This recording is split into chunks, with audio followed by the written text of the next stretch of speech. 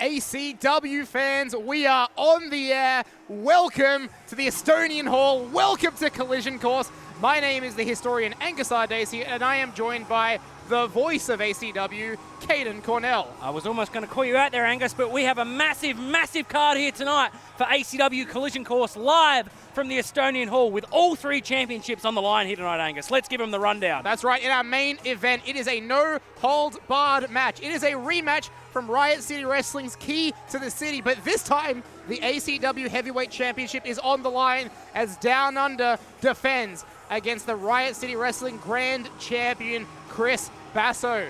As well as that, we have our ACW Evolve Championship on the line. The new champ, Kit, takes on the #1 contender, the RCW Emerald Crown holder, Zach Sabbath. But also don't forget, with the tag team division ranks are heating up here in ACW as we have the defending champions, Stoked and Broke, taking on the #1 contenders of the Heat. But we do have some huge implications with that match, Angus, as Bongo Sowers will be handcuffed to the ring post on the outside. Wow. As well as that, don't forget the women's division. We have two huge women's matches.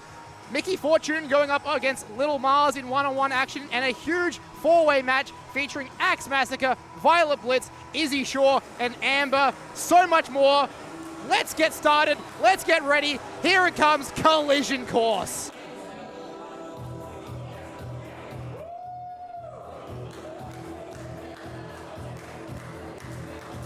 It's time to go to Hollywood. It's time for the ACW Tag Team Championship match.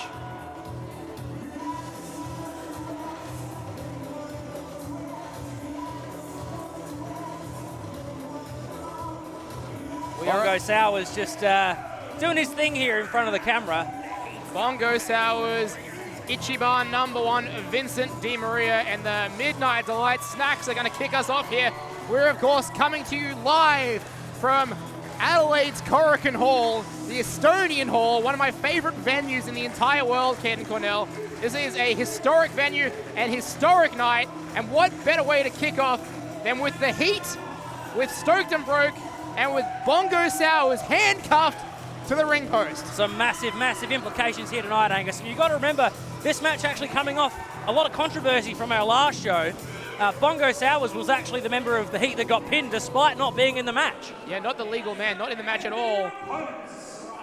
We'll talk all about that momentarily as we await the arrival of our tag team champions.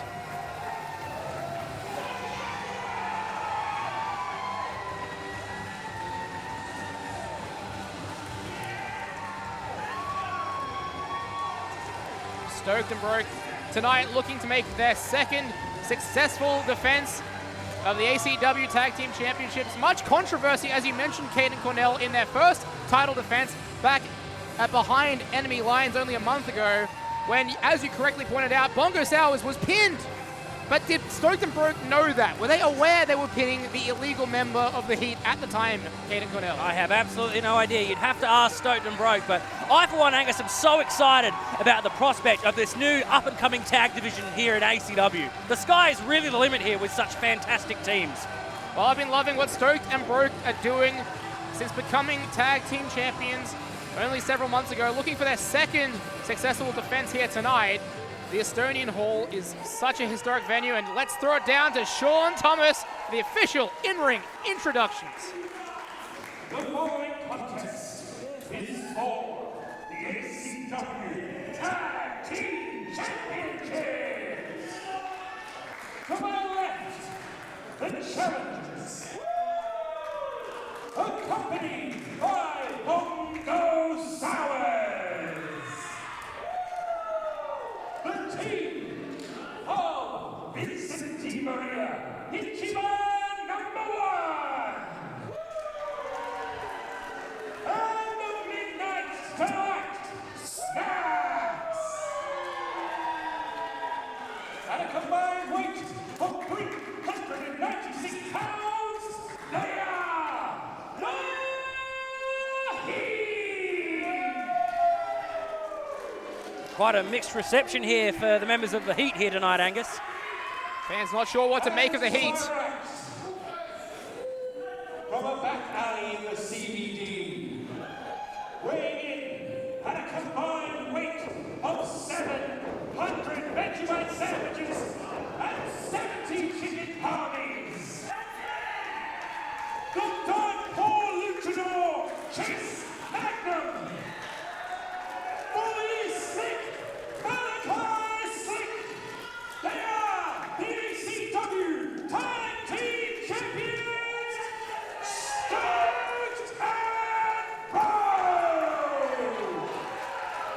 Huge ovation here for Stoked and Broke.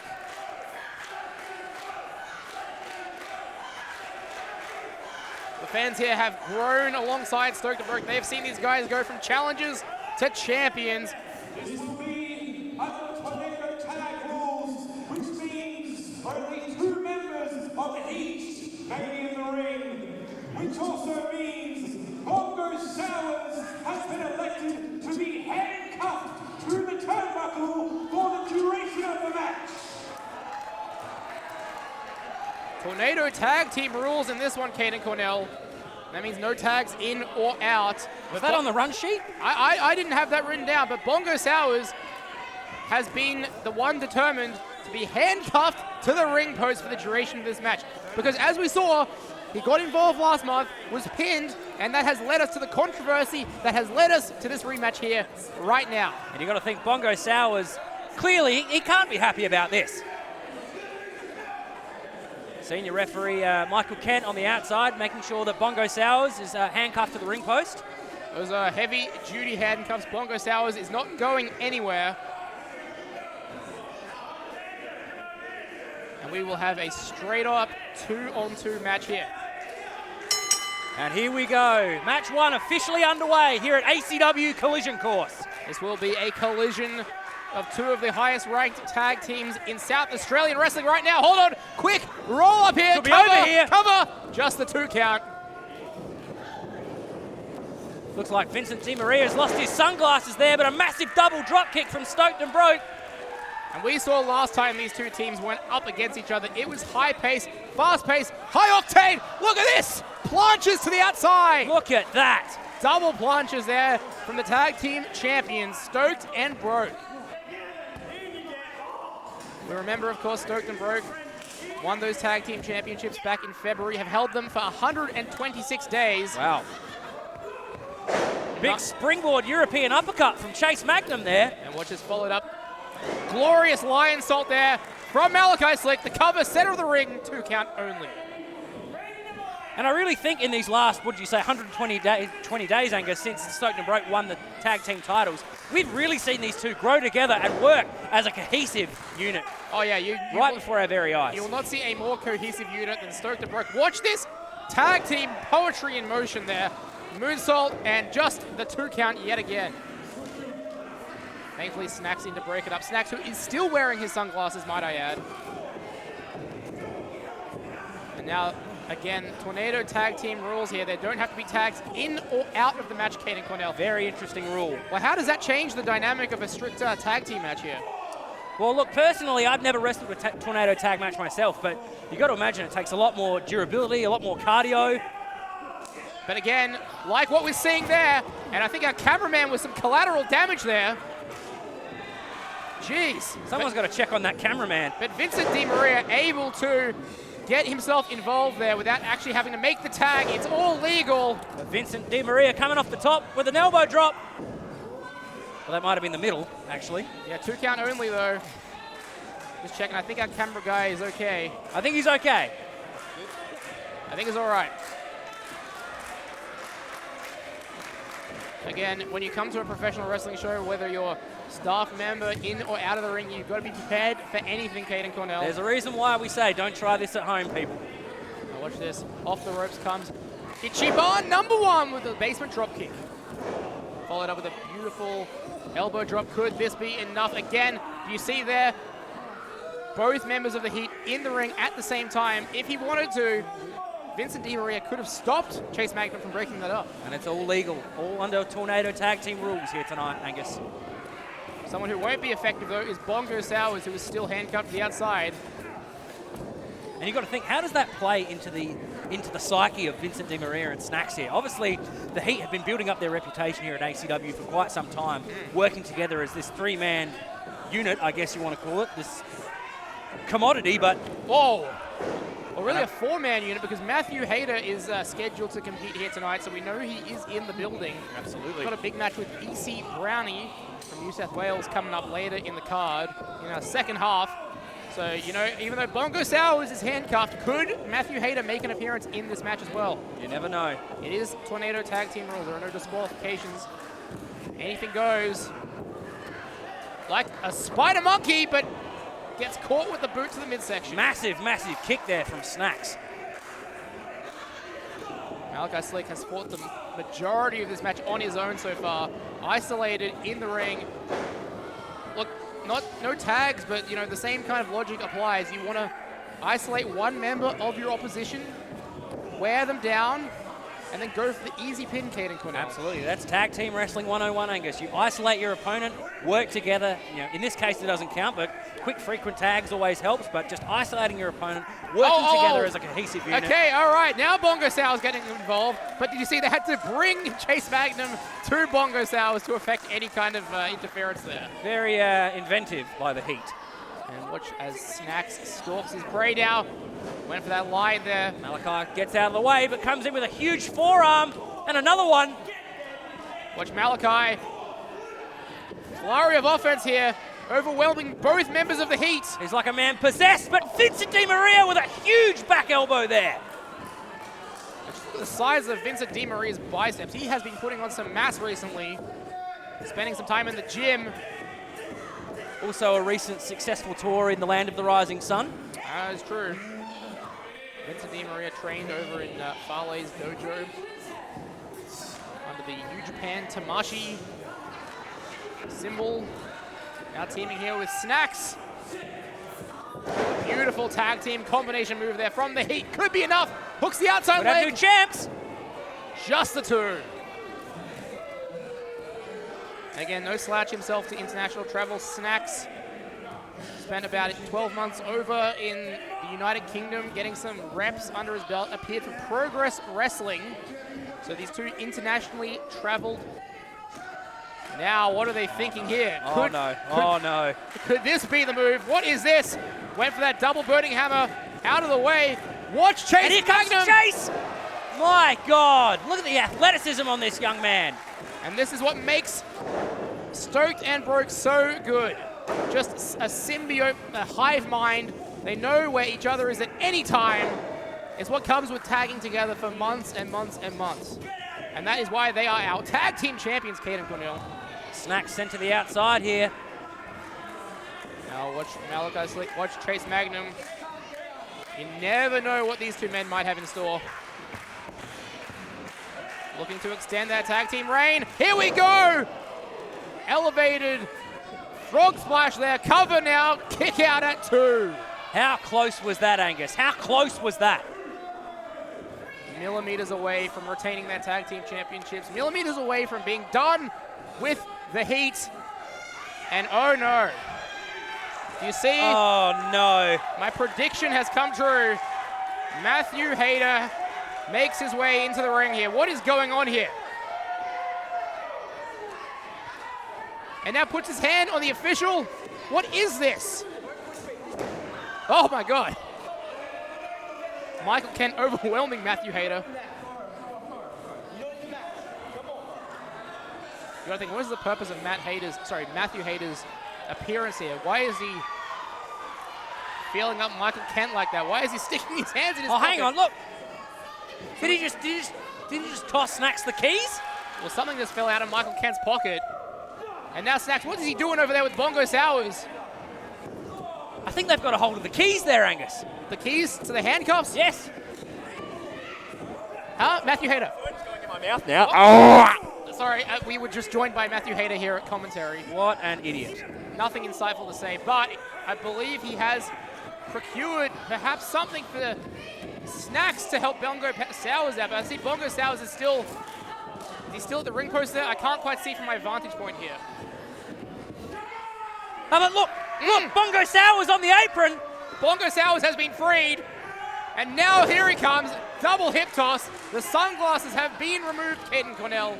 But to no avail, it would seem, as Bongo Sours the victim of a massive, massive double hip toss. As soon as he's in, he is out yet again. Oh no, watch Stoked and Broke here. This is their favored finishing maneuver, but hold on. Snacks hanging up. Chase Magnum there to dry on the top rope. Malachi Slick rolling through though. Snacks catches him there with the leg. Vincent Di Maria back up to his feet. Watch this now. Watch the heat as they whip Malachi off the ropes. Malachi ducks. Oh, double stunner there from Malachi Slick. Double springboard stunner, Angus. Stunning his opponents momentarily. The fans here right behind, stoked and broke. Can you blame them? Even after Bongo Sowers managed to free himself, stoked and broke is still on top. Well, hang on. What's Bongo Sowers doing on the outside? Bongo Sowers, hold on, I'm watching Malachi Slick on the top rope here.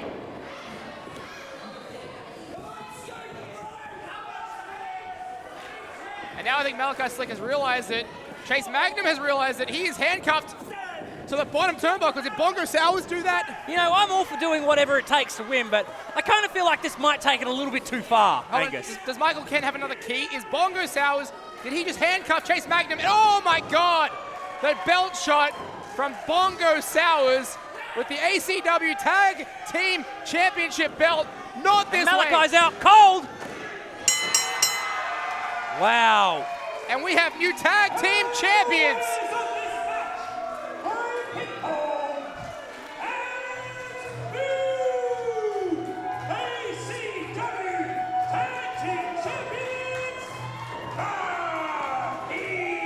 And here comes Matthew Hayter again. Well, how about that? History made here yet again at the Estonian Hall. New Tag Team Champions.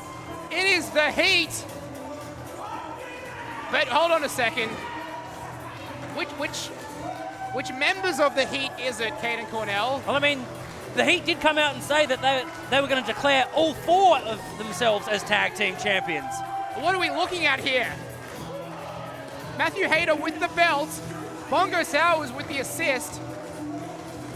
Could all four members of the Heat be claiming that they are tag team champions? They very well could be. Now, you may not like the results here tonight, Angus, but you can't argue with them. The Heat, a successful win here tonight, and have become our brand new ACW Tag Team Champions. Well, how about that? Stoked and broke, give them all the credit in the world.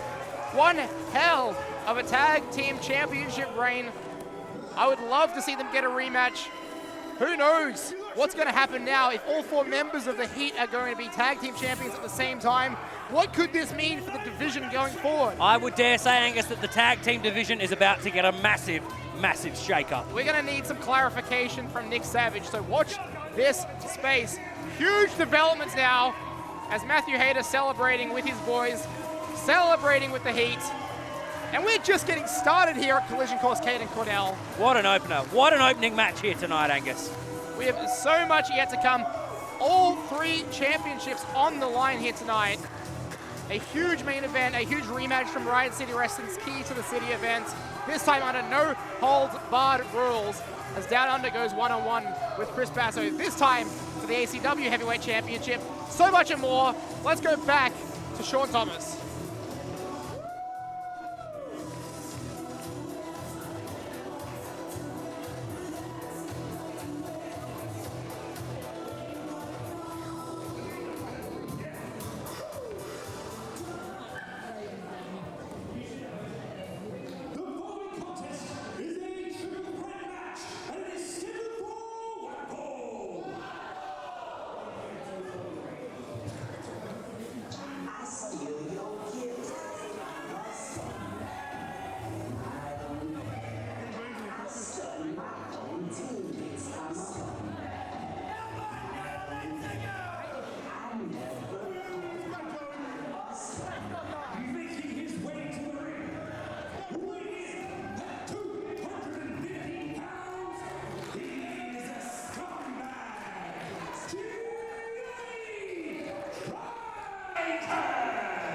Joey Triton coming off some huge momentum after defeating Prince Apollo at behind enemy lines. Tonight has a chance to take that momentum even further in this triple threat match. But here comes the difference maker, Angus. The hottest commodity in South Australian wrestling right now, Caden Cornell. Quite possibly the most dangerous man in all of Australian wrestling right now. The chaplain of the old guard, Dean Brady.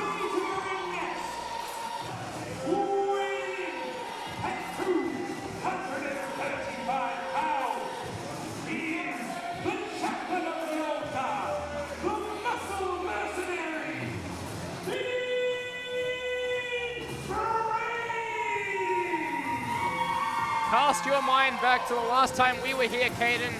It was Dean Brady versus Sid Parker in what is currently my personal match of the year in Australian wrestling. A hellacious war. Those two went to battle for nearly 20 minutes, and Dean Brady walked out the other end successful. Main event appearances, championship victories. Dean Brady has it all, and I think he is prepared. He is on the cusp, the precipice of breaking through to that next level. Absolutely, I couldn't agree more. A massive, massive couple of years for the chaplain of the old guard, Dean Brady, and he's only getting better and better every single show, every single month, every single match. And really making a home for himself here in ACW. Speaking of which,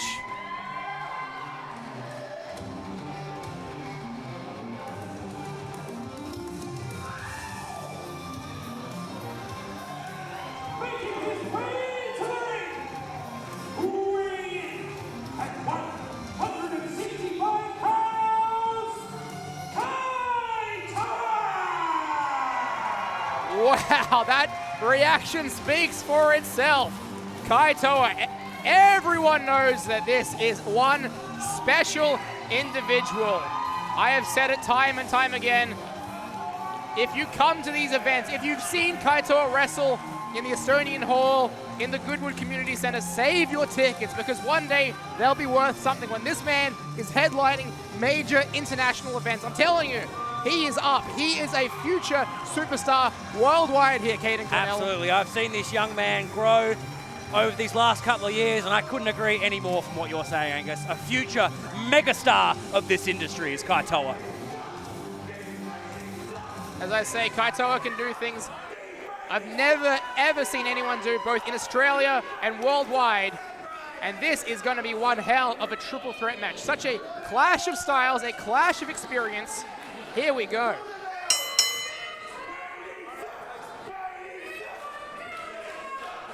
And I'd just like to say thank you to the existence of ACW for making a match like this possible. Where else are you going to see Dean Brady versus Joey Triton versus Kaitoa?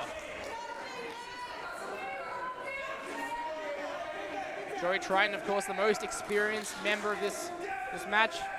Absolutely, a near 15-year veteran. Has won championships in every company he has appeared in. Dean Brady reminded what happened to his sister almost 12 months ago. Sent her packing from Australian wrestling. She's now making a name for herself over at NXT.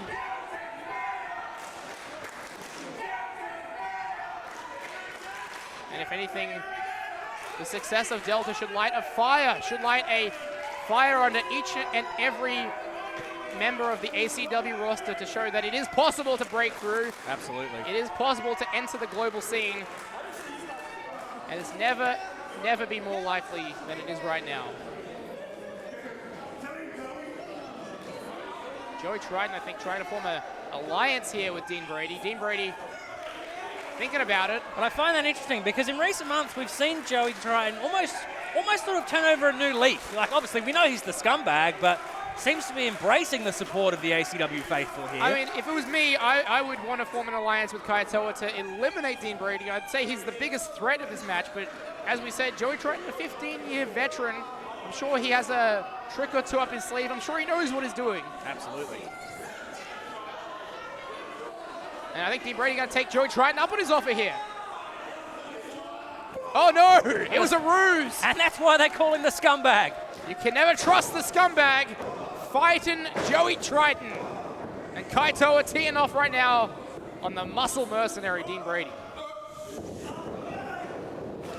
You know, we've got to come up with a moniker for Kaitoa. Something like the aerial assassin, but, you know, not quite Will Ospreay. No, absolutely not. All right, we'll think about that as this broadcast continues. But here we go.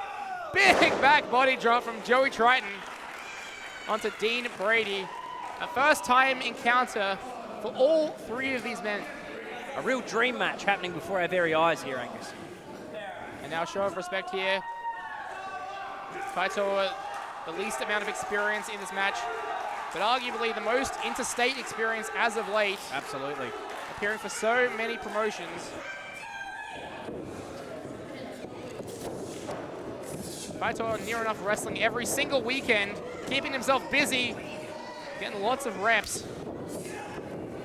Joey Triton now, kick to the midsection. Massive kick to the midsection there, but Kaitoa rose through, lands on his feet. Oh my goodness me, look at that Pele kick from Kaitoa taking down Triton. It really is like you were saying before, Angus. This young man, Kaitoa, can do things that most mere men only dream of. Well, as I've said, I've watched a lot of professional wrestling, both here in Australia and overseas, and I'm telling you, I've seen Kaitoa do things that I haven't even seen people do overseas. He's a one of one. And he's amazing to have the privilege to be sitting here to watch his evolution. But Dean Brady from the outside. And speaking of evolution, Dean Brady, the evolution he has had over the past 24 months to become the man he is today, the feared member of the Old Guard, the muscle mercenary, the chaplain of the Old Guard. Someone's caught the ire of Dean Brady here in the crowd.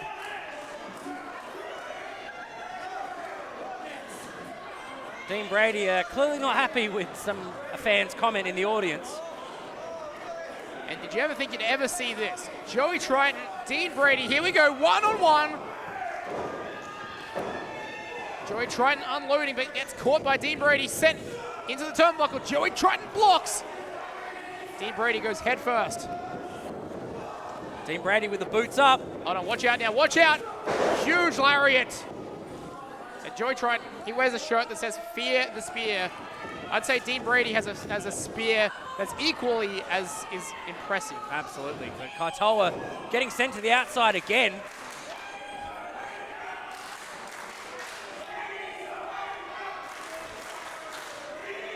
I'm not going to repeat what the fans are saying here. How rude of the ACW faithful here tonight, Angus. Something that rhymes with banker. And look at that. Look at the power of Dean Brady. On a man the size of Joey Triton. Exactly. Joey Triton, a no small man, and Dean Brady just picking him up and slamming him on the ground like he was a cruiserweight. And you know, that's no offense to the cruiserweights, but Joey Triton is no small man. With the greatest of ease. Dean Brady, he's got to make sure that he blocks the fans out. He's got to focus on the match at hand, the task at hand, and that's defeating Joey Triton and Kaitoa. Really momentum, bragging rights, all on the line in this one. Huge high knee there by Joey Triton. Uh-oh, counters out Dean Brady. Thumb to the eye, come on. Dean Brady does not need to stoop to those levels. But follows it up with a beautiful snap-style suplex. A man the size, the strength, the power of Dean Brady does not need to stoop to the levels of doing a simple thumb to the eye. And again, out goes Kaitoa. Kaitoa just really can't catch a break here, Angus. Yeah, he's really not getting any momentum going in this one. Any chance he gets, Dean Brady just sends him packing, which is good strategy because you really want to eliminate one member and cut this down into a straight-up singles match. Absolutely. And we're seeing that on display. Incredible ring IQ from Dean Brady. He's the perfect combination of brains and brawn.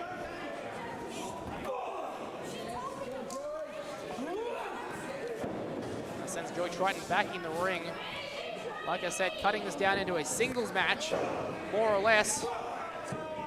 But Joey Triton with some vicious forearms there on Dean Brady and a kick to boot. You never want to count Joey Triton out. Never catch yourself slouching on Joey Triton.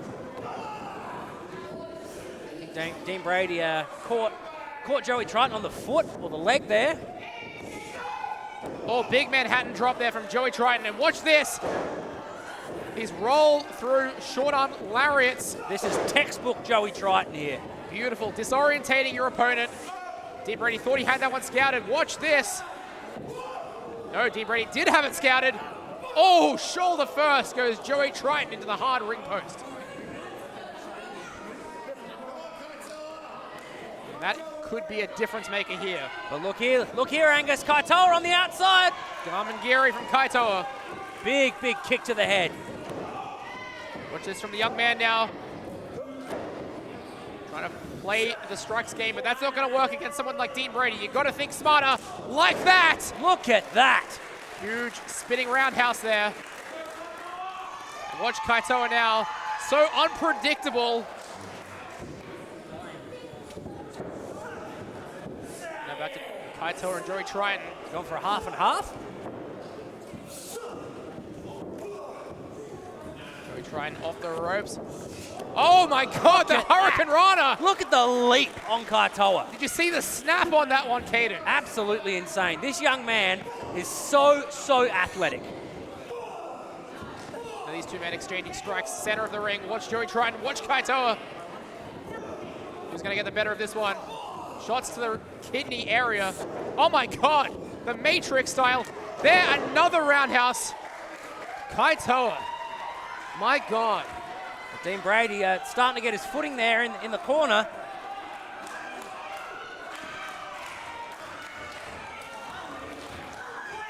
Watch out, here we go. Oh my God, catches him. Hold on, what is Kaitoa thinking now? Lands on his feet again. Oh, Kaitoa cutter! Springboard cutter from Kaitoa. Hooks both legs, cover, 2, kick out. So far, no one really able to find that winning combination in this one, Caden. Kaitoa is best place. Here we go. Here is Kaitoa, whereas he is at his most dangerous, Angus. When he gets on that top rope, when he can use his athletic ability, this is where Kaitoa is most successful. Here we go. Oh my God. Good God. Spear in midair. Jesus. I think he was going for the KNM, but this time he did miss. And the spear. Joey Triton, he's gonna do it. Joey Triton's gonna do it. No, broken up by Kaitoa at the last second. Are you kidding me? What a match these three are having. I think somebody's got to check on Kaitoa there. Did Joey Triton just hit Dean Brady with a spear? Did I just see that in 2025? You did indeed, but my God. Fake out there with the kick. Down to the knee. Watch out. Kaitoa making a house call. Huge back kick there from Kaitoa. Listen to the fans right behind Kaitoa now. I think he is the firm favorite at this point. But maybe not. But I think Kaitoa hung on. Goes for the springboard again. This time, the K&M finds his mark. Kaitoa no cover. Potentially a mistake. A mistake, perhaps. Oh, hang on. But does he want to put the exclamation mark point on this one, Caden? We saw this one at our last event. If he hits this is going to be all over. It's the inverted 450, but Kaitoa, he calls it the 0-5-4. Landing on his knees that time. Joey Triton sends Kaitoa out of the way. Watch this now. Watch the scumbag. He is lining up Dean Brady for the spear, but gets caught. Gets caught. F5, a thunderous F5. And that's it.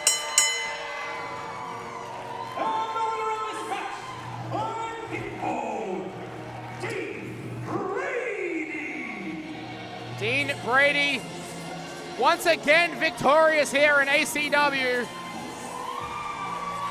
Kaitoa hit the 0-5-4. Joey Triton thought he could put him away, but at the end of the day, it was Dean Brady with that F5 catching Joey Triton, the 1, the 2, the 3, Caden Cornell, your victor here tonight. That could have quite possibly been the biggest F5 that I've seen Dean Brady pull off ever. Did you see the height he got on Joey Triton on that one?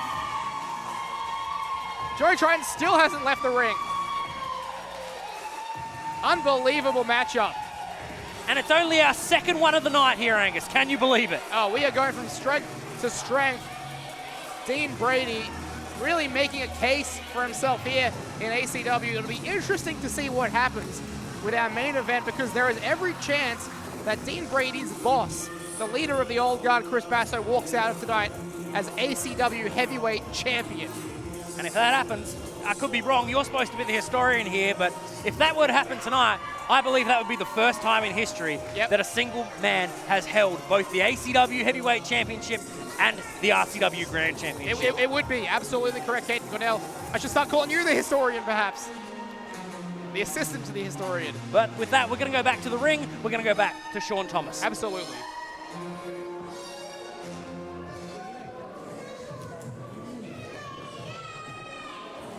The following contest is a singles match scheduled for one fall.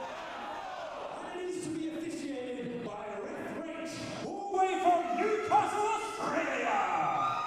Special guest referee, Ref Rach, officiating this one. Coming to us from New South Wales. She brings a huge wealth of experience as a referee.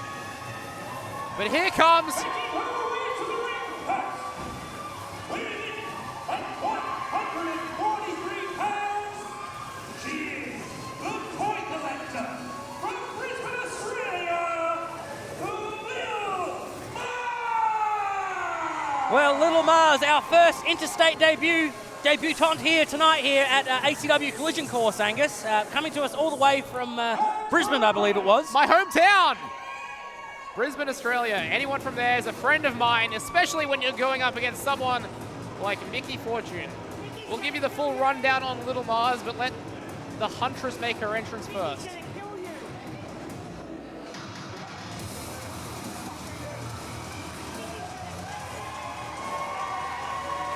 Making her way to the ring, representing the Kings of Ruin, weighing in at 121 pounds, she is the Huntress, Mickey Fortune! Well, Mickey Fortune announced as representing the Kings of Ruin. I'm not quite sure how friendly that relationship is after what happened to Havoc back at Key to the City, but nevertheless, we have a singles match here in our women's division. Mickey Fortune, Lil Mars, officiated by Ref Rach. Here we go. Little Mars, as you mentioned, our first interstate competitor of this evening, but she's a very, very well-traveled wrestler in her own right. She's had multiple successful tours of Ice Ribbon over in Japan. Actually, her and Mickey Fortune crossed paths in the land of the rising sun, both on Ice Ribbon tours. And now here they are competing for us tonight in ACW. We are in for a treat, Caden. Absolutely. Little Mars, one of the highest rated competitors coming out of Queensland in the women's scene over there, but she's done it all really. She's faced men, faced women. She can go against anyone, and that is what I'm so excited for about this match, because Mickey Fortune at the moment is as unpredictable and dangerous as she has ever been. Showing us a side that we, quite frankly, have never seen before, Angus. Of course, Oh, hang on. What's going on here on the outside? yeah, watch Little Mars crossbody to the outside. We did forget to mention Leah Lovegrove is actually handling ACW's social media content here tonight. So And she's a super fan as well, so it's a good role for her, being right ringside for all of the action. I was lucky enough to see Little Mars in action at the Australian Wrestling Super Show back in February, and I was incredibly impressed. I was incredibly impressed from what I've seen. I'm incredibly impressed from what I see now. Huge future for this young lady.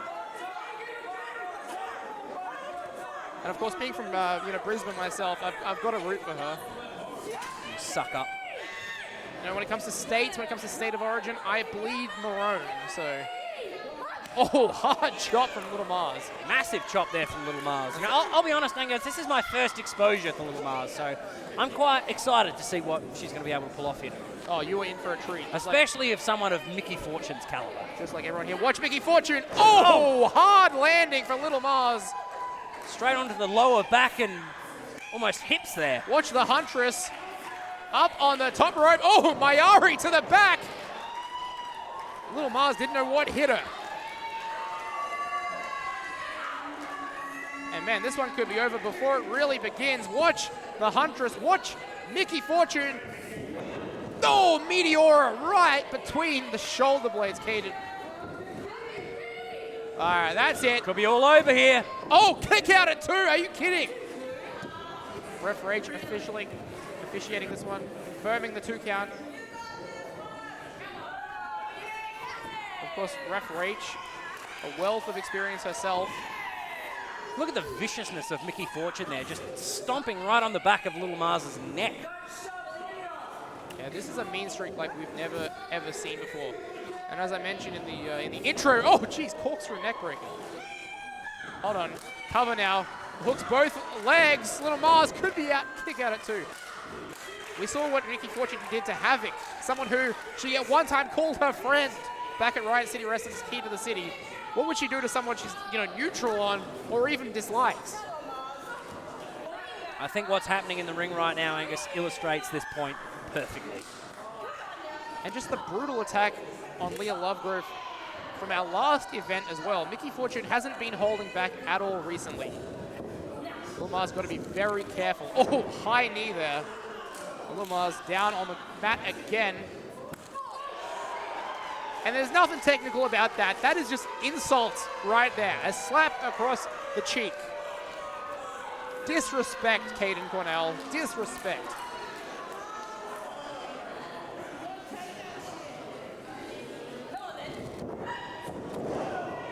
Little Mars follows up though. Huge face buster there from Little Mars. Here we go, firing up. I think that little fire under Little Mars.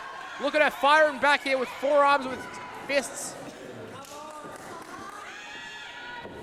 I think Mickey Fortune might have forgotten who she's dealing with here. Of her own. Kick out again at 2. I think you may be right here, Angus. That slap of disrespect seems to have lit a fire under Little Mars. Little Mars didn't come all the way from Brisbane to be disrespected here tonight. As I said, she is wrestling in Estonian Hall here for the first time. This is a big deal, a historic deal.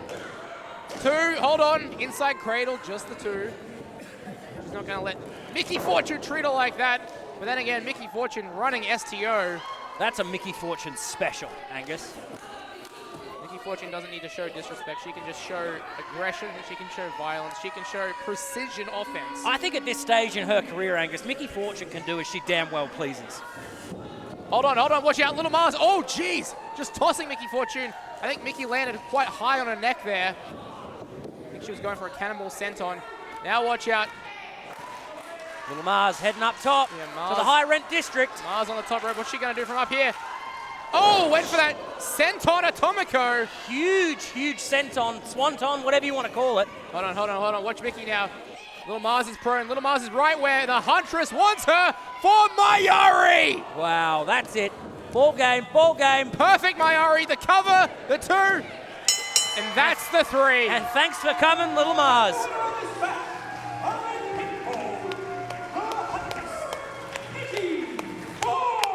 Oh no, come on now. The match is over. What are we doing here? Oh, hang on a minute. The match is over. Wait, and look who's in the ring. It's Leah Lovegrove. Catching a stray there again. Little Mars, Leah Lovegrove, both laid out here. Mickey Fortune is just unhinged. And Ref Rach doing a good job of getting her out of here. Someone's got to check on Little Mars, though.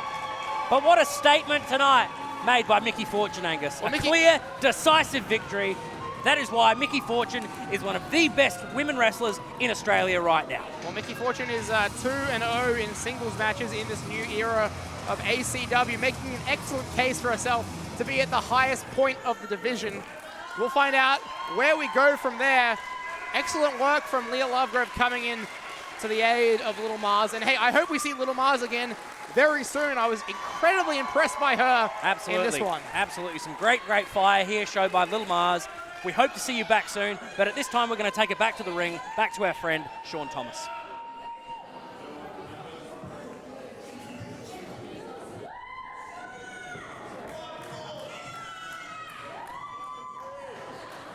The following contest will be refereed by Michael Kent. 7-4-1-4, and it is for the ACW Evolve Championship.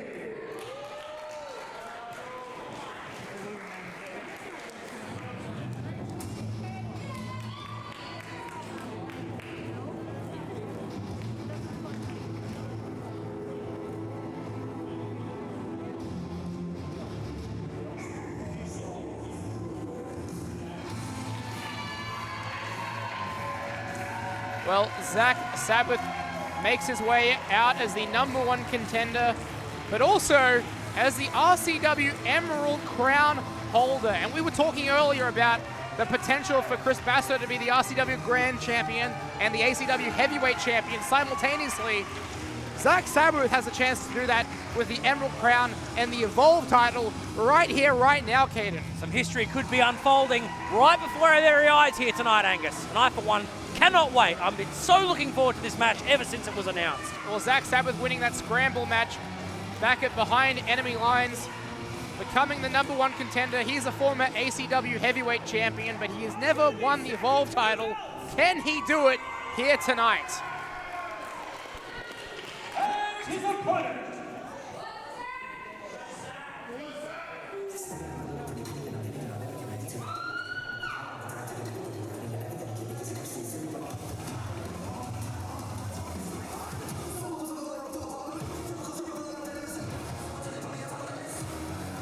And of course, we really kicked off the new era of ACW with the arrival of Kit becoming the ACW Evolve Champion, his first singles title in his career, defeating Joey Triton to win that vacated title back at ACW A New Era here in the Estonian Hall. Absolutely. You know, I actually spoke to Kit earlier today at the back before the show started, and he actually told me he was quite upset with you last showing, because he was quite upset for you for the amount of times that you called him the C word.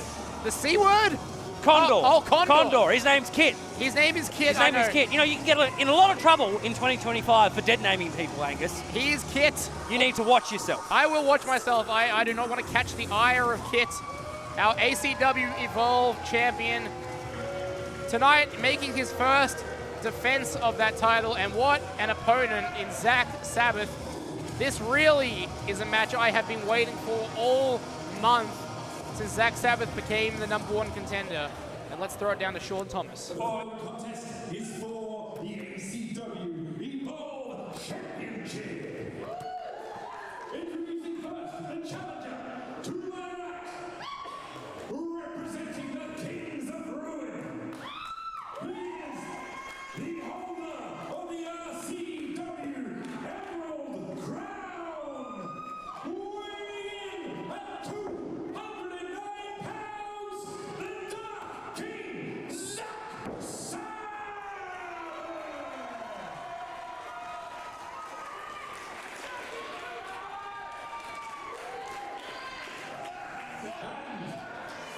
To my left, he is 200 pounds.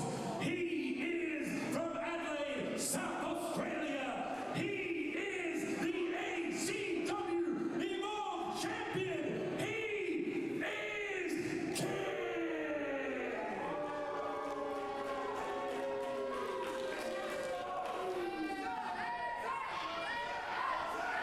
Well, now the introduction's out of the way. Official duties for this have been drawn by Michael Kent, and we are about to get set for what could be the most intense match tonight. Absolutely, a true clash of generational talents unfolding right here before our very eyes. Obviously, Zach Sabuth, the near 20-year veteran of South Australian wrestling.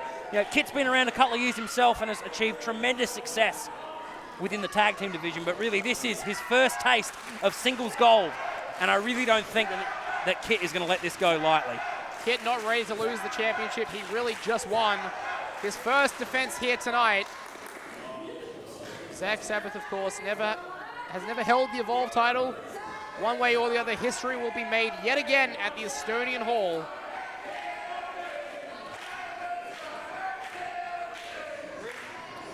I'll be very, very careful not to call Kit by any other name than Kit. Here we go. Here we go, officially underway. ACW Evolve Championship on the line. Zachy Two Belts. Well, Zach Sabuth, of course, could make a lot of people very happy tonight if he became the ACW Evolve champion. Well, I wouldn't be one of those people, Angus. Well, Kit has had quite the chip on his shoulder. He was incensed beyond belief when he was going up against Joey Triton for that ACW Evolve title. He thought it was his destiny, his birthright to become champion here. Now that he holds the title, trust me, he will do anything it takes to keep that title. That's because he's a smart man. Here we go, lock Here up, we go. center of the ring. The Dark King, Zach Sabbath, and the ACW Evolve champion, Kit. Kit takes Zach into the corner. Clean break, how about that?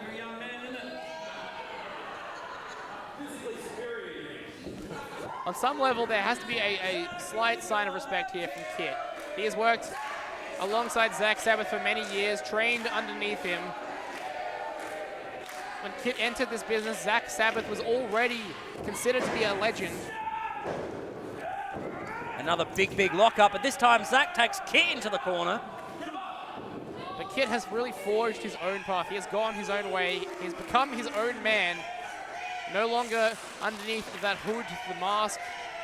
He's really found himself, and I believe this is the best version of Kit we have ever seen. That might just be the smartest thing you've said all night, Angus. No, I truly believe it. I mean, what other version of Kit has become the ACW Evolve champion? None. It was this version. And he did it right here in this very building, Caden. Kit there with a very nice tight wrist lock. Building that holds so many memories for Zach Sabbath. Of course, made his Riot City Wrestling debut in this building. Won the ACW Heavyweight Championship in this building. Looking tonight to win his second ACW title in this building in the Estonian Hall.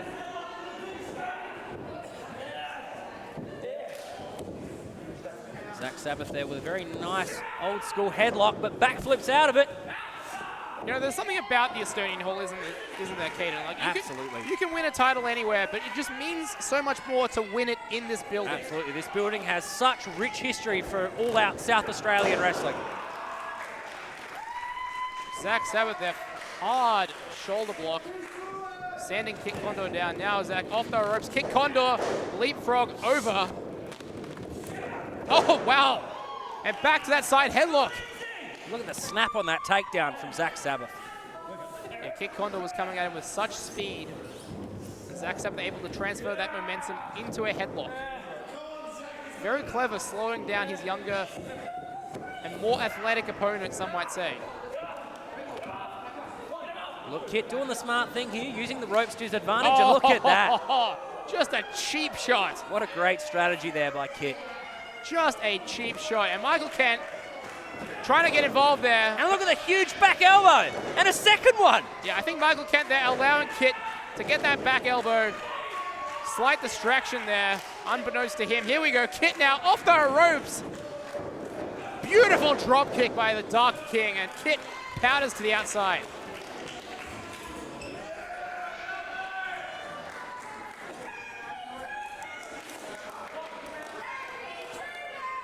And we mentioned that Kit Condor... I'm getting real sick of this Zachy Two Belts chant here tonight, Angus.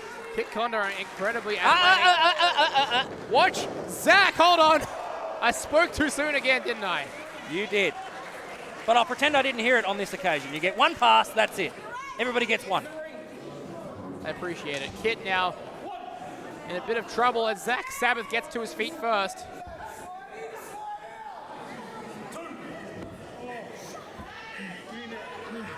Count is on. Count out will go in Kit's favor, and he will retain. Absolutely. So it is quite imperative that Zach Sabbath gets Kit back into the ring as soon as possible, because as we said, the championship does not change hands in lieu of a counting. That is absolutely correct. And now Dark King makes his way back in the ring. Kit has to think fast here.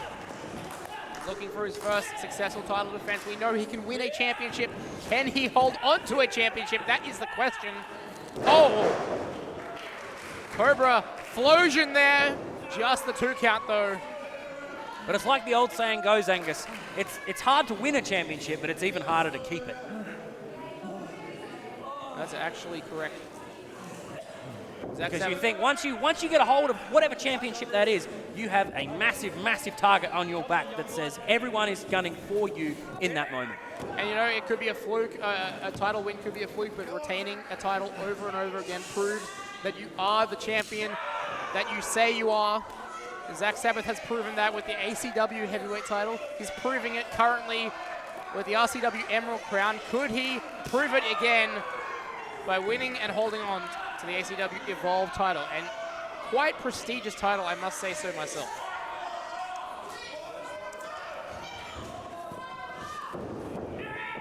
Kit reverses that Irish whip there. I'm seeing some signs here early on that Kit might be a little bit worse for wear after that tope con hello from Zach Sabbath. Michael Kent just checking on the Dark King here. But Zach favoring his upper neck and sort of back of head area here. We might have. Yeah, did you see he was twitching his fingers, trying to get some feeling going there. Well, we know Zach Sabbath has, you know, a recent history of spinal issues and spinal injuries, so. Yeah, and he's fighting through it right now. He won't let that stop him on his quest to become a double champion here tonight. Oh, Kit using the ropes there for leverage. Look at that! Targeting that neck. Fantastic work here by our ACW Evolve champion, Kit. Yeah, uses that top rope there for leverage. Gets that neck breaker. Zach's got to think now, how can he avoid doing any more damage to that upper spine? Although he may not have a choice here. Watch this. Oh my God, Ushigoroshi to the knee. That's it, Cover. that's it. Not quite enough, Caden.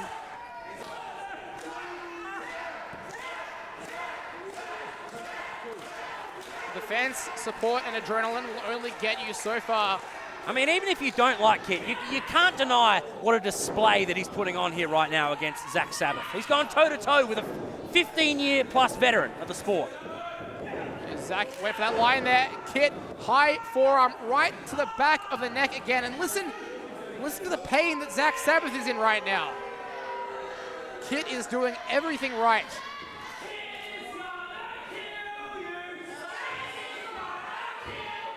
And now just inciting the fans yet again. This man has closed his heart off from the ACW fans. And I don't blame him. Because what have the fans ever done for Kit? Well, I can't argue with his successes as ACW Evolve champion. I can't argue with that. But in 15 years, when it's all said and done, will being an ACW Evolve champion stack up to the kind of love and passion the fans have for Zach Sabbath? I don't know. Is that something that Kit Conda would like to strive for? Potentially, but right now he's focused on being the ACW Evolve champion, Caden.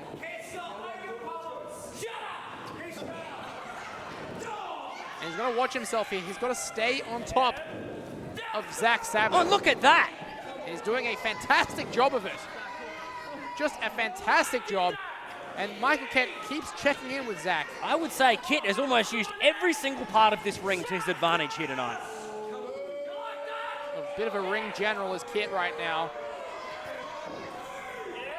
And there's not much fight in Zach Sabbath. He's got some issues, I think, with his lower extremities, getting some strength back in them. That will happen. This could be all over here. Just a 1 count. As I said, that will happen if your neck is targeted the way Kit is targeting his neck right now. Absolutely. Oh, hard kick there. Kawada style kick right there. There we are, those quick kicks.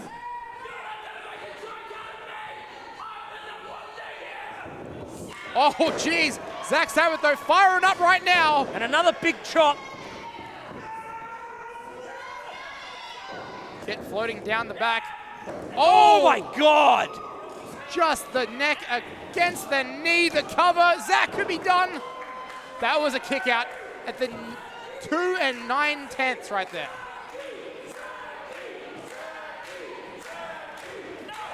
Kit is putting on a clinic right now.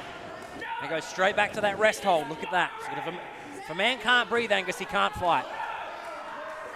Just working away again on the neck, the spine, wearing Zach Sabbath down. And again, it might not be a move that puts Zach Sabbath away. It might just be Zach's, Hang on, look at this. attrition is done, and that's a Dragon Sleeper. A transition into the Dragon Sleeper. More torque, more pressure on the neck. But Zach Sabbath using every part of his body to fight out of it. And transitions into a brain buster. Look at that. Kit dropped right on top of his head. Beautiful brainbuster. Zach Sabbath not following up with a cover, using this as a reprieve, as a chance to catch his breath, find himself again. Incredibly smart. But the count is on again. Zach Sabbath has got to find a way not only to even the playing field, but to get one up on Kit Condor. Oh, Kit, I should say, if he wants to become champion here. Both men now trading a flurry of punches.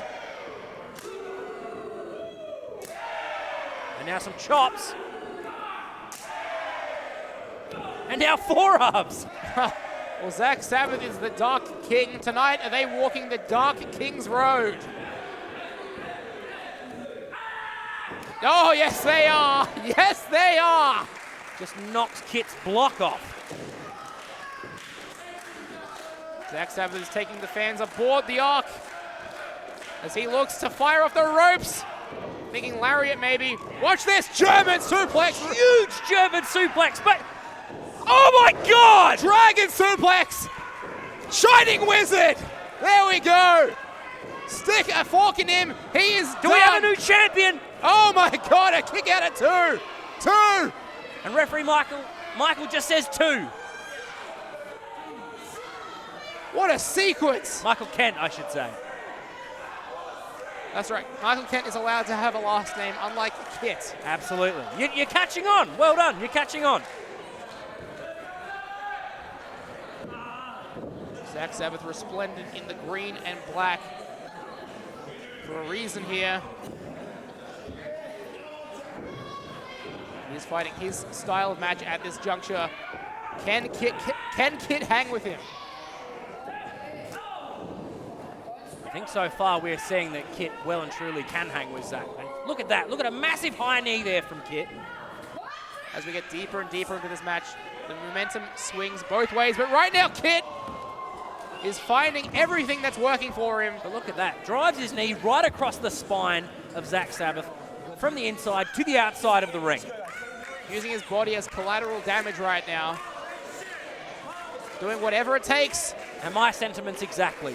Holy you know what. Kit is doing whatever it takes, like I said at the start of this, to retain the Evolve title.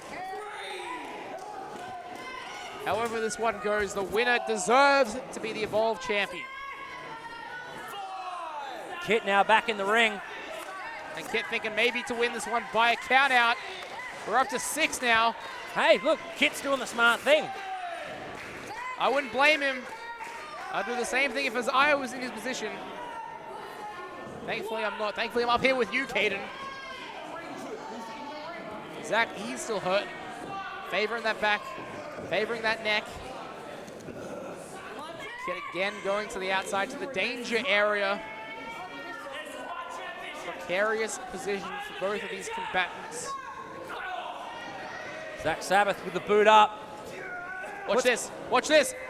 Oh! Oh my God! Death Valley driver on the ring apron. We have spoken about that area. There is a thick steel metal beam. There is no give in that beam. Absolutely not. That is the hardest part of the ring, and for many reasons, the most dangerous side of the ring. And now Zach Sabbath, he can't do the same thing as Kit Condor. Sorry. He's got to roll Kit back into the ring. He's got to make the 3 if he wants to become the Evolve champion. You're on your 3rd strike now, Angus. Sooner or later, I'm going to get it. You're on your 3rd strike. Sooner or later, it's going to stick with me. Hold on, cover.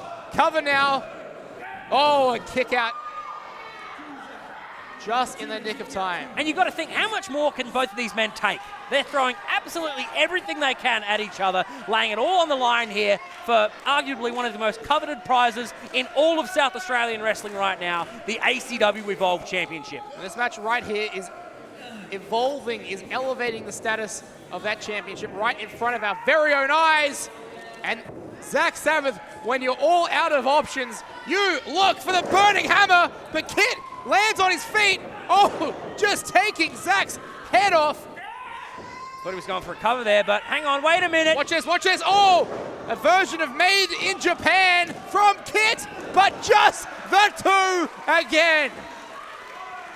My God. I think we need a replay of that, Angus. I'm certain that was 3. There have been multiple times in this match where I thought it's all over. And we saw Zach Sabbath look for the Burning Hammer. That is a move you only use when you have nothing else. That is a surefire. Look at Kit. Look at Kit. He's bringing down that knee pad again. Well, the Burning Hammer, a surefire match winner. Could this knee from Kit, this CT knee, be his version? The very move that won him the belt, but no! A burning lariat there from Zach Sabbath. I was going to say, the very move that won Kit the ACW Evolve Championship in the first place, but not successful on that occasion. And this is it, the Vile Driver. If he can get this, he will be champion. Alabama Slam from Kit that time, countering the Vile Driver. A beautiful counter, an inventive counter. Hold on, watch Zach now. There it is! Rip cord, short arm lariat. Call it the Rainmaker, call it whatever you want. Turns Kit inside out, upside down, and gone for the Vile Driver again, but I think the neck, the upper spine, it gave out. We're going to see another Alabama. Watch Kit, what's he got in store here? Just ramming Zach, neck first, into the turnbuckle. And Zach's gone limp here, look at him. Oh no, but Zach! And Vile Driver, look at that! Zach countered! Zach countered, Vile Driver! Is that it? Is that it? Hold on! Are you kidding me? Zach Sabbath is the new ACW Evolve Champion! What have we just witnessed? We have seen history being made right before our very eyes here tonight, Angus. For the first time in history, we now have one person holding the ACW Evolve Championship and the RCW Emerald Crown simultaneously. I cannot believe what we've just seen here tonight. Wait. Hold on. Whose team is that? Hang on a minute. That's Hang on a minute. That's Mr. Cliff. What? The plan? What do you know about this? Well, as you would have seen, Mr. Cliff asking me to help him come up with a game plan earlier this week, which was posted on the ACW social media page. Wait a sec. Oh! Hang on! That was James Cray with the knee right there, preventing, again, the Rise to Glory contract from being cashed in. James Cray, what is he doing out here? He was not scheduled to compete here tonight. What is he doing out here? James Craig calling for a microphone. Clearly has something on his mind. After we just saw Zach Sabbath become the Evolve Champion. Of these cowards, I am sick of these pretenders, and I am sick of waiting for what is rightfully mine.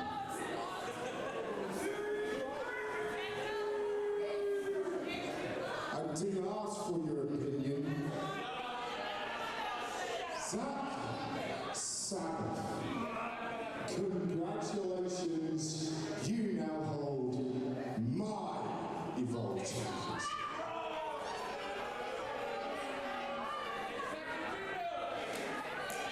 And on July 26th, you have plus a first-class ticket to my jungle.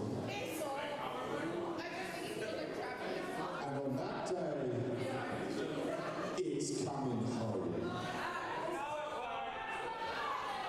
Well, July 26th, we'll be back at the Russian Community Center. It'll be Evolve or Dissolve. Craig, it is home.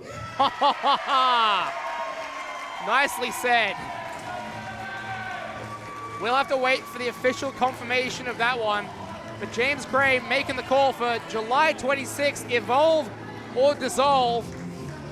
Could we be looking at the next challenger for the Evolve Championship? Let's hear it once again. Your new ACW Evolve Champion, Sabbath. What a sight, Caden Cornell. What a sight to see Zach Sabbath with both the Evolve and the RCW Emerald Crown. History being made right before our very eyes here tonight, Angus. What a match. What a match between arguably two of the best in Australia right now. And what a first half of action, but we've got so much more in store for you. So see us on the other side for more Collision Course. A singles match scheduled for one fall.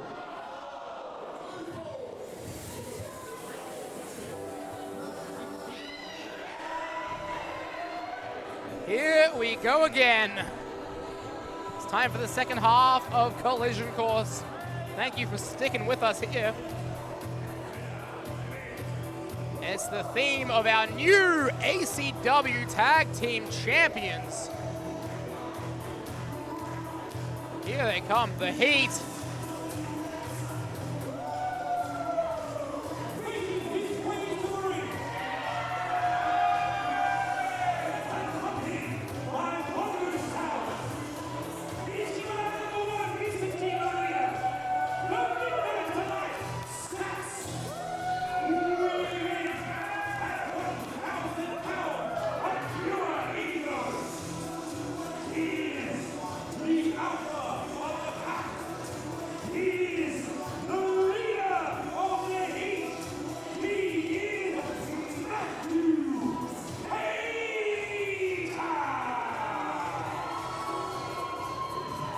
Well, Matthew Hayter making a triumphant return to the South Australian shores following a brief stint in the United States of America, but he's got a big challenge on his hand here tonight, Angus, against the debutant, Mr. E.C. Brown, who will be joining us very shortly. E.C. Brownie, one of the most physically impressive men in Australian wrestling.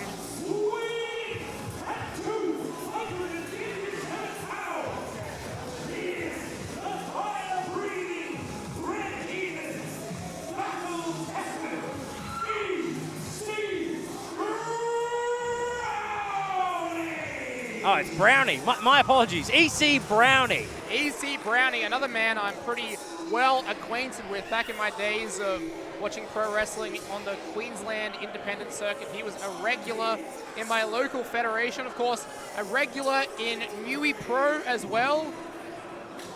And here he is tonight making his debut in ACW against Matthew Hayter, who of course is coming out with yet again both championship belts. What is that all about?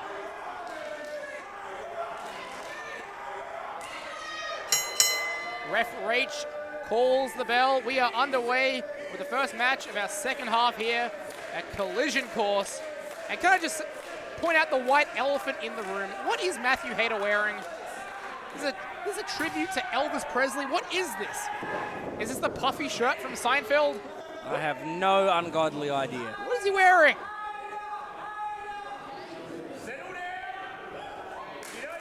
Does he realize he is in the ring with a man the caliber of E.C. Brownie? Matthew Hayter, I should say, bailing to the outside, taking a little bit of time to scope out Mr. E.C. Brownie, but members of the Heat look like they may get involved here, but oh, jeez, just bowls him over like that 10 pins.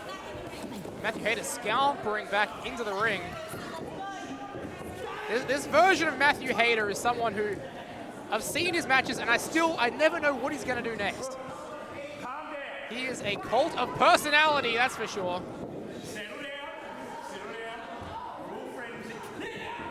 Try to sucker him in with a super kick. E.C. Brownie is not falling for that one. Bongo Sowers on the outside. Oh my God! Look at the strength of Mr. E.C. Brownie. Yeah, just dragging all four members of the Heat into the ring. This guy is not messing around. This is Viking strength on display.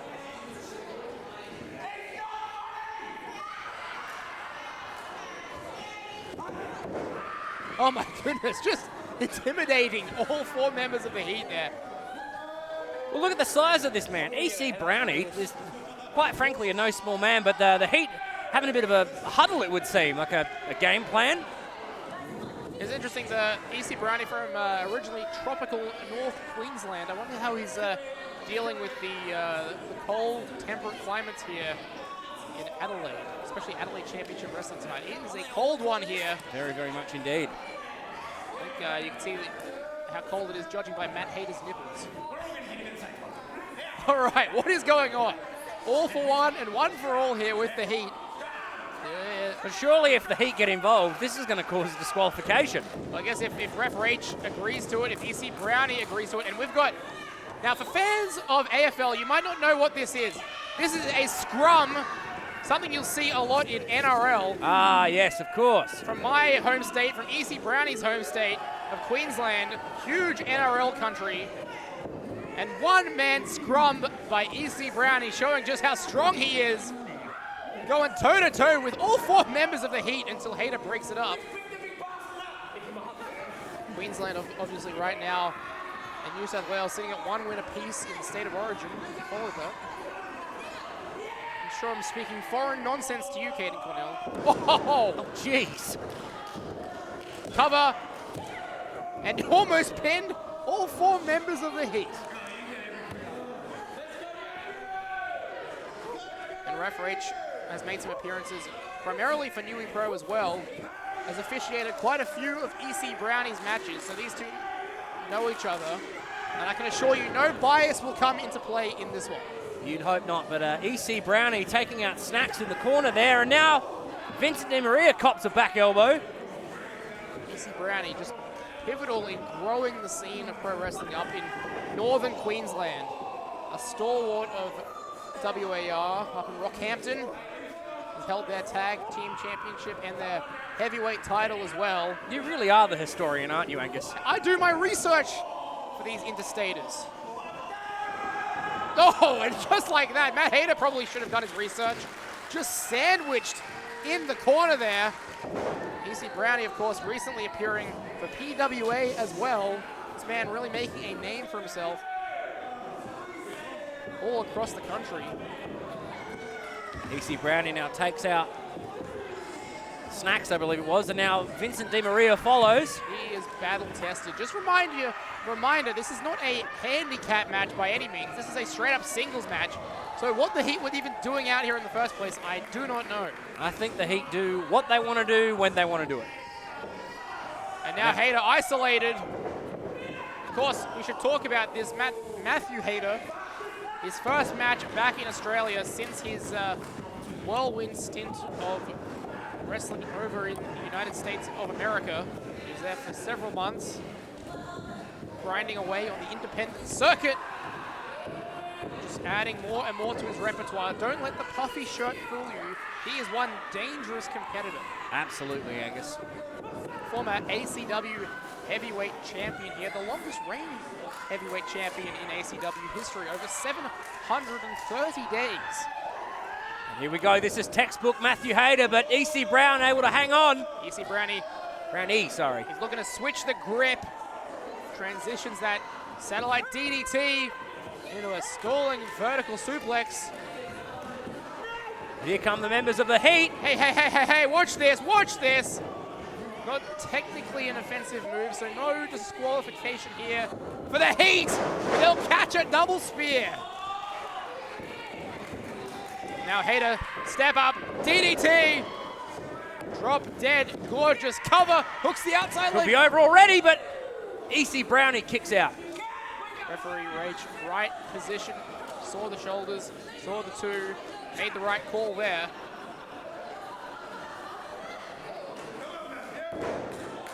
Hayter now, shooting up the bend. Looking to make that exclamation point.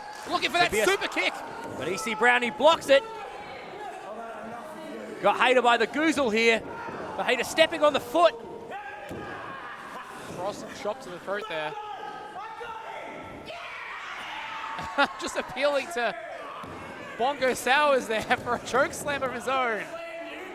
I don't know about this. Especially with how much showboating Matthew Hayter is doing right now. Yeah, I don't think that one's quite going to work out for you, Matthew. All's fair in love and war.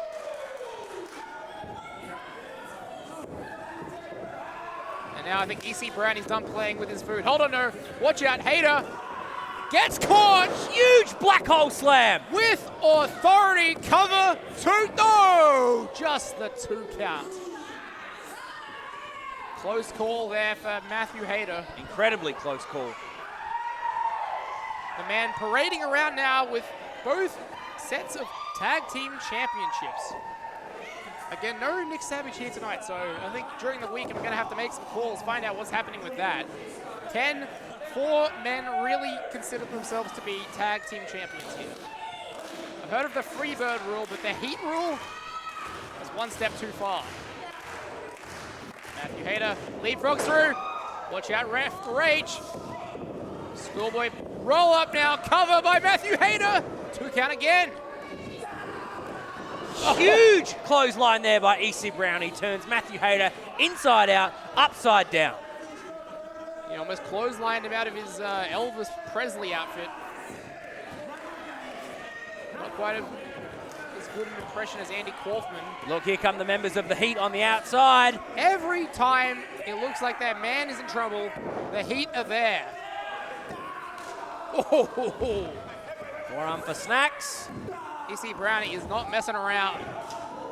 Catching Vincent DiMaria with that big boot. The power of this man. But Matthew Hayter sucking him in. That is textbook Matthew Hayter. Oh no. Hopefully the jet lag doesn't affect Matthew Hayter too much here. We've seen this before. 30 hours of travel to get back to Australia from Orlando. Now he's taken to the sky again, but nobody home. And I think that's sometimes why they call it high risk and high reward, Angus. And no reward on that instance. And EC Browning, what is he doing here? Up into the electric chair, but... Oh, counters through. Matthew Hayter counters through. Roll up, and that's it.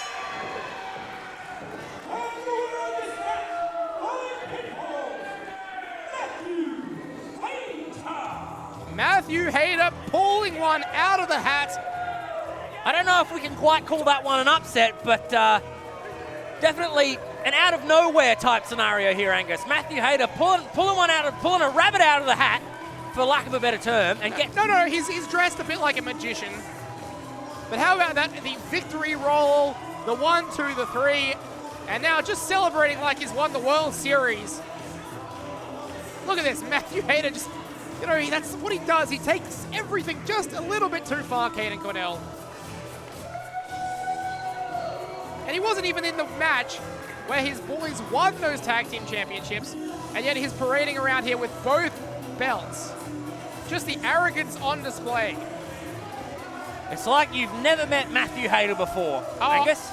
I've met versions of Matthew Hayter, but I can tell you for a fact that this is the most arrogant, this is the most insane, this is the most devious version of Matthew Hayter I've ever come across. And with the Heat by his side, who knows how powerful this unit will become. But let's go back to our ring announcer. Let's go back to Sean Thomas.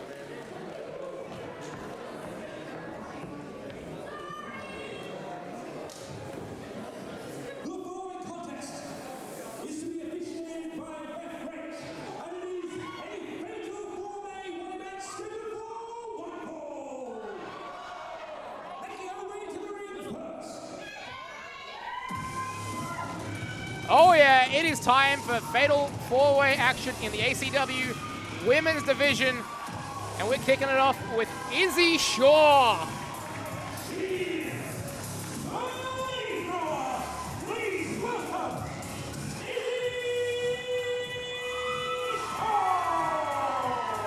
Izzy Shaw victorious alongside Axe Massacre the last time we were here in Estonian Hall in that awesome tag team match. I had so many people writing to me, calling me, telling me that was their favorite match from our last event, our favorite match from ACW A New Era. And I think tonight is about to be just as hot.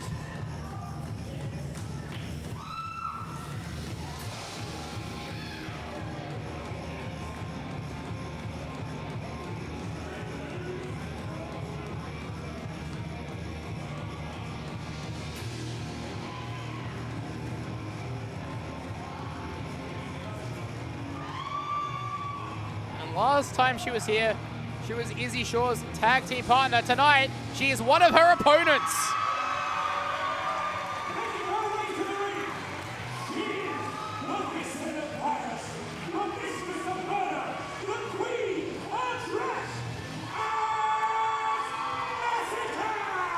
Axe Massacre representing the Wrestle Rampage dojo here tonight.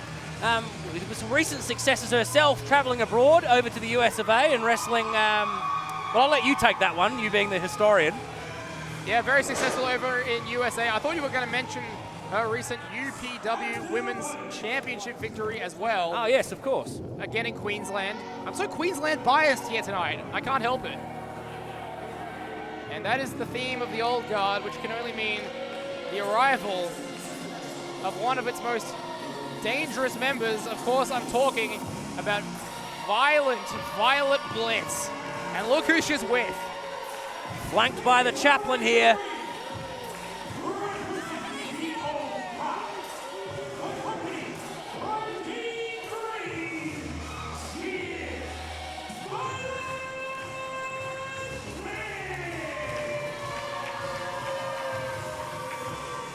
Violet Blitz back in an ACW ring. She was, of course, there last month when we saw the team of Downunder and Tommy Knight defeat Dean Brady and Chris Basso. Tonight in fatal four-way action. And this is the X Factor. This is the wild card, Caden Cornell. The difference maker. The Empress of Darkness. This is Amber.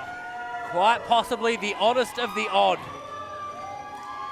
in oddest commodities of South Australian wrestling.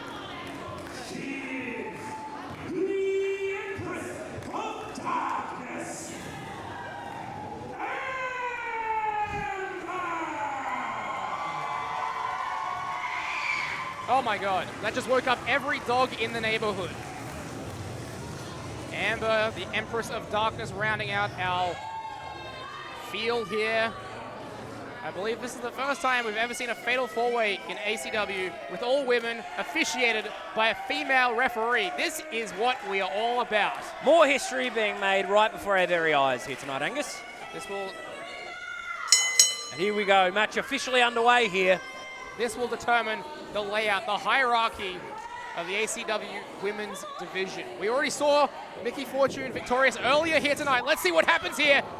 Izzy Shaw, Axe Massacre, Violet Blitz, Amber, four of the top female competitors in this state.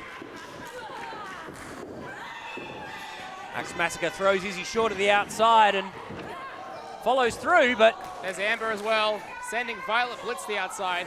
I'm not surprised that we're seeing Axe Massacre and Izzy Shaw go up against each other here.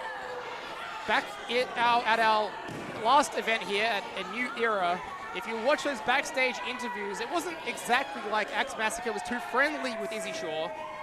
So some animosity here that's clearly been building up since we were last in this building. Yeah, absolutely. And then you've got the Old Guard member, Violet Blitz, taking it to the unpredictable, to the spooky, the supernatural Amber. I'm not quite sure who to root for in this one. Again, I'm going to put my bias aside. You're biased? You're biased? My obvious bias towards Izzy Shaw, I'm going to take that out of this one. Oh, hang on, look at this. Axe Massacre facing up to the chaplain of the Old Guard, Dean Brady here. Yeah. And meanwhile, who's climbing to the top rope? Who is climbing to the top rope? It is the Empress of Darkness. It is Amber! Gets caught by Axe and Dean Brady. Lost her footing momentarily, but able to recover with a leap off the middle rope there. A leap of faith, some might say. Here we go. Now we've got Izzy Shaw, we've got Violet Blitz, center of the ring here. These two no strangers to each other. They've fought several times all across promotions here in South Australia. Watch Izzy Shaw. Huge T-bone suplex. The lady thrower. They call her that for a reason. Follows that up with a beautiful back senton there. Cover, hooks the outside leg, just the 2 count again. Izzy Shaw, the most experienced competitor in this match. But Violet Blitz, as of late, has just been putting together a very, very impressive string of victories. Could be adding another one. Kick out from Izzy Shaw. Not quite. Watch Violet now. Watch Violet wait for that PK kick. Drops the elbow. Misdirect there on Izzy Shaw as Amber makes her way back into the ring. And you got to think Amber's got some evil intentions. Yeah, everything Amber does, she does to just put fear into the hearts of her opponents. Watch this, watch this! Oh my God! Jeez! using Violet there as a ladder there to get that step-up tornado DDT. Watch this. Oh, just taking Violet's leg out from underneath her. And now Axe Massacre finding a way back into the ring here. Amber slips off the shoulders and pushes Axe Massacre, but ducks the boot. Those strikes by Amber, finding their mark. Axe, though, able to duck out of the way. Looking for a pump handle here, I think. Amber's trying to fight out of it, I think, but no. There we are. Pump handle. Can she get her up for it? No. Cover, though, nonetheless. Hooks the outside leg. 2 count again. Now Axe just fighting away on top. She's got to watch herself here. Ref H getting in position perfectly. You know, Axe Massacre calls herself the vixen of violence. I think we're seeing that on full display here right now, Angus. Yeah, I'll say. Now Izzy Shaw finding a way back into the ring. Knee to the midsection there. What is Izzy Shaw going to do? Beautiful DDT. Damn near spikes Axe on her top of her head. What is this? Working together with Amber here. This is an odd unit if I've ever seen one. An uneasy alliance here. Able to double suplex. Now who's going to make the cover? But, you know, Axe Massacre here with possibly a clear definitive... Wait. Hold on now. Hold on. Both were making the cover. Who would have got the victory in that situation? I think we'll never know, but as I was saying, Axe Massacre with the clear height and possibly strength advantage here, so this could possibly be a very good strategy here. Yeah, I'll say. Eliminate the bigger threat first and pick each other off. Yeah, you notice, yeah, Violet Blitz, Izzy Shaw, Amber, all kind of comparative size. Physically, yeah, you would say that Axe is the biggest threat. Oh, but Violet, though, jeez, not to be outdone. She's a pocket rocket, is this one. Double underhook, DDT. More damage to that head and neck of Axe Massacre. Now the cover again. 2 and no. Kicks out just at the last second. And I think Amber was right there to break it up, even if Axe didn't kick out. And that's what you've got to watch out for in these 4-way matches. You don't just have one opponent to watch out for. Wait a minute. You've got 3. And now Amber slides down the back. I think has a sleeper hold on. I think so, but Violet Blitz takes Amber into the corner to break that sleeper hold. Dean Brady so far not really getting involved, which I'm happy to see. Letting Violet fight this one on her own. Oh no. Amber high up on top there. Izzy Shaw coming in. Izzy wanting to be the one to inflict the punishment here. Oh no, hang on. I think Violet and Izzy now forming yet another. How many alliances have we seen here in this one? Hang on, wait a minute. We're going to see a double suplex here? Oh no, watch. Oh wait, oh no. Watch this, watch Oh, this. this could be very, very dangerous here, Angus. Very dangerous. Watch out. Oh, Tower of Doom. And I think Amber took the brunt of that. But all opponents going are for down. the cover. Izzy breaks it up.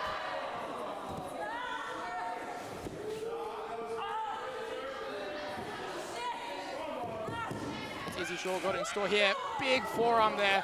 Basically knocks Axe right into Amber. Look at Izzy. Look at the fight of her. Just taking it to everyone. Here comes Violet. Here comes Axe. You can count Amber out of this one for the time being. Absolutely. After that Tower of Doom. Oh, Izzy catches that kick. Drops Axe to the mat. Axe Massacre, perhaps? Axe Massacre, is that what you said? Oh, watch this. Oh, hard into that turnbuckle there. Violet follows up. Izzy catches her with that back elbow. This could go either way. I have no clue who has the momentum at this point. Izzy now helps Violet up onto the top rope. What is she doing here? Big forearm to the lower back of Oh no, watch Violet this. Blitz here. Hang on, wait a minute. Izzy Shaw with Violet up on top.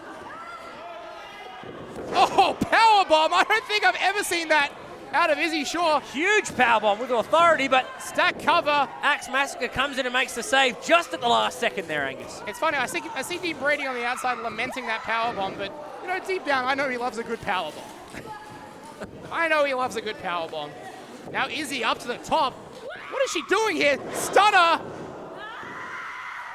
These last few minutes have been all Izzy Shaw. Absolute chaos unfolding right before our very eyes here. Dean Brady's checking on his ward there. Now Izzy has a great chance to put Axe Massacre away. It looks like Violet's down. It looks like Amber's down. Oh, jeez. What's Izzy doing here? Oh, my God. Jeez. Sends Axe to the outside. Very clever. Eliminating everyone. There's just one person left in the ring with Izzy. That's Violet Blitz, but hold on. Izzy to the outside now. What is she doing here? Oh, Jesus! Just using herself as a weapon there. I don't know if that was a headbutt or a cannonball or... I'm not quite sure. Just Izzy just throwing herself. And you notice Ref Rach goes to check on them. Meanwhile, in the ring, we've got Amber, we've got Violet Blitz. Spinning back fist there by the Empress of Darkness. I think Izzy and Axe are momentarily... Oh, hang on, wait a minute, look at this. Oh, no. What on earth? What on earth?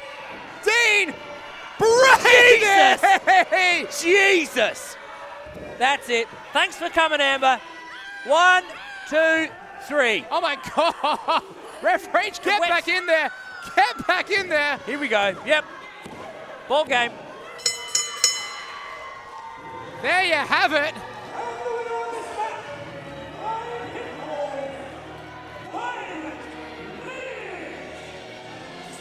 Well, Violet Blitz winner by pinfall, but who was the real winner here? It was Dean Brady who just tossed Amber like a pizza. I thought we saw an amazing F5 earlier to Joey Triton.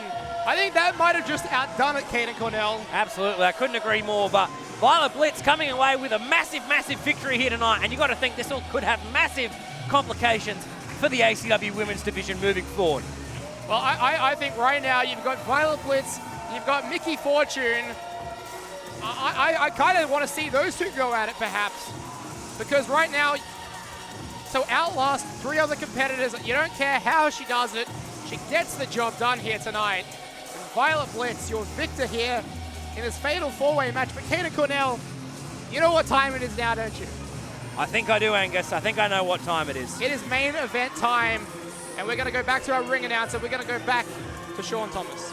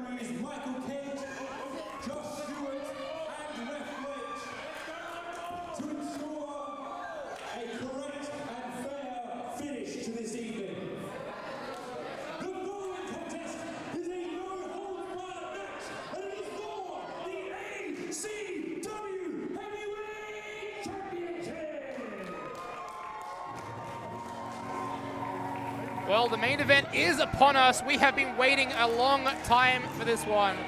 We saw at Riot City Wrestling, Key to the City, Mimic against Downunder for the RCW Grand Championship. But now the boot is on the other foot, and it is Chris Basso against Downunder for the ACW Heavyweight Championship. Peter Cordell, let's get set in for this one. Interestingly, not flanked by any other members of the old guard here, but you got to think that could possibly come in play here tonight, being this is no holds barred. Well, we saw Dean Brady and Violet Blitz out here moments ago. Tonight, Chris Basso entering this one alone, entering the battlefield alone. It's been several months since ACW, a new era, since Chris Basso came here and made a claim that he wanted to rule not just Riot City Wrestling, but also be on top here in Adelaide Championship Wrestling. Well, tonight we will answer that. We will settle all the questions, and we will find out if Chris Basso can do the unthinkable and become the ACW Heavyweight Champion. I think one way or another, Angus, this blood feud here tonight is finally going to all come to an end. Regardless, one way or another, we're going to find out who the real top dog of South Australian pro wrestling is right here before our very eyes. Well, back at Riot City Wrestling, it was a singles match, but the ring could not contain the two men. Tonight, Nick Savage has made it a no-holds-barred match. They could fight all over the Estonian Hall. They could fight up here with the commentary desk. They could fight up in the balcony. They could fight anywhere and everywhere. A finish is guaranteed, however, with the 1, 2, 3 or the submission. We will find out tonight who is on top of South Australian wrestling.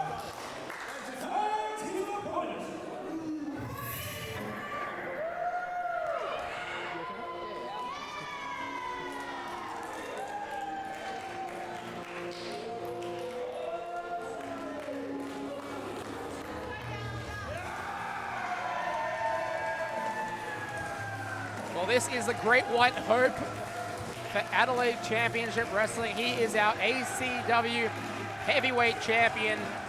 Downunder proclaimed himself a fighting champion, and what better way to prove that than by defeating Chris Basso here tonight and retaining the championship that represents this company, Caden Cornell. Quite possibly the heart and soul of this company is Downunder, Angus. You cut him, he bleeds yellow, which I'm sure is a medical problem, but in the context I'm talking about, he represents ACW so much better than anyone else, to be honest.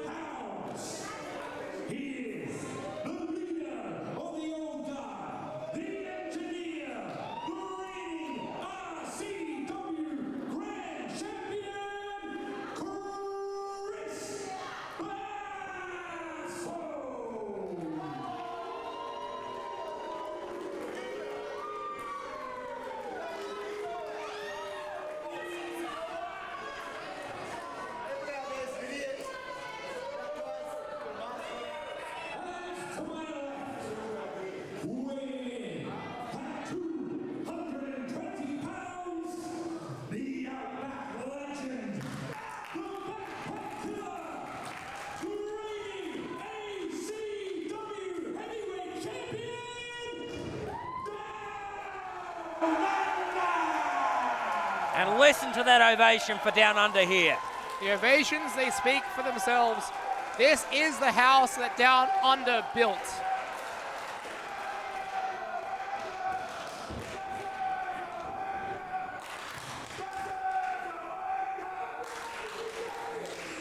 Chris Basso taking a moment to look over the ACW Heavyweight Championship. It is a gorgeous professional wrestling belt. And tonight it hangs in the balance. Tonight the future of this company truly hangs in the balance. Absolutely. Some massive, massive ramifications are pending on the outcome of what's about to unfold right before our very eyes.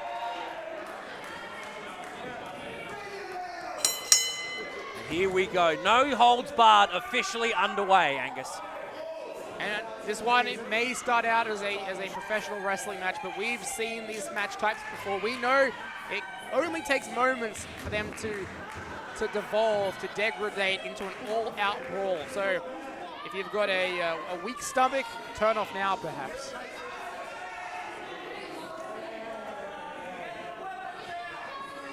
Chris Basso, what's he doing here? Just taking some time to speak to the ACW faithful, I'd imagine. And look at that, offering a handshake out to Downunder. Would you take that hand? I would, because Chris Basso is a fair and reasonable man. And when have we seen that recently? When have we seen that at ACW? Over the last 12 months of him being the RCW Grand Champion, I guess.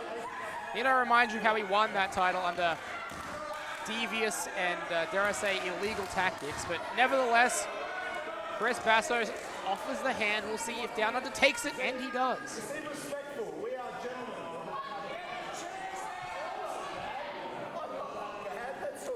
Oh!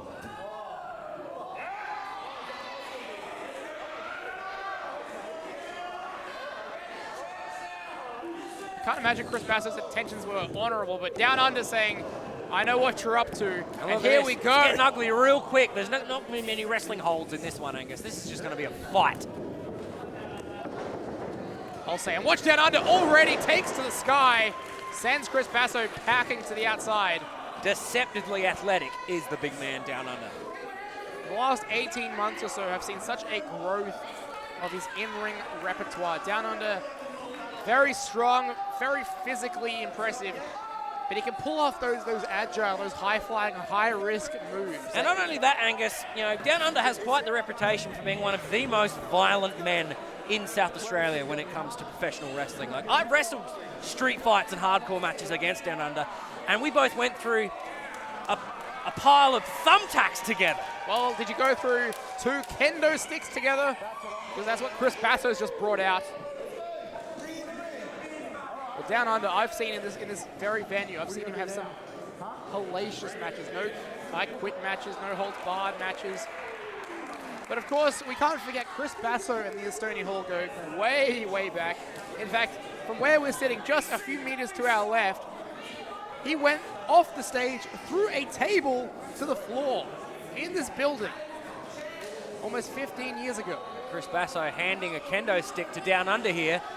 Well, we're going to see a sword fight.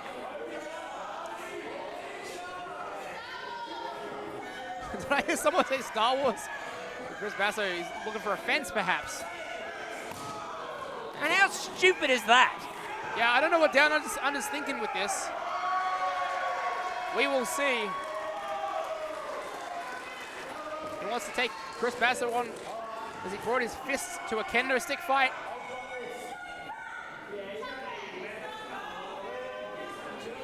Chris is saying he's going to drop this.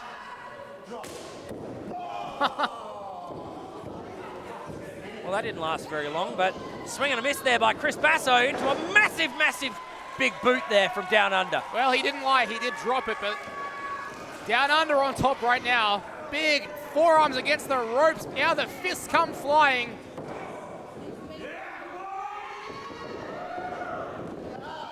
Chris Basso holds onto the ropes there and bails to the outside, doing the smart thing, taking a bit of a breather. That's the second time he's done that now. Yeah, that's why they call him the engineer. He's a strategist. He's almost, dare I say, an architect. Well, look at this now. Downunder has the hair, but Chris suckered him in. The engineer suckered Downunder in with that kendo stick shot right between the eyes.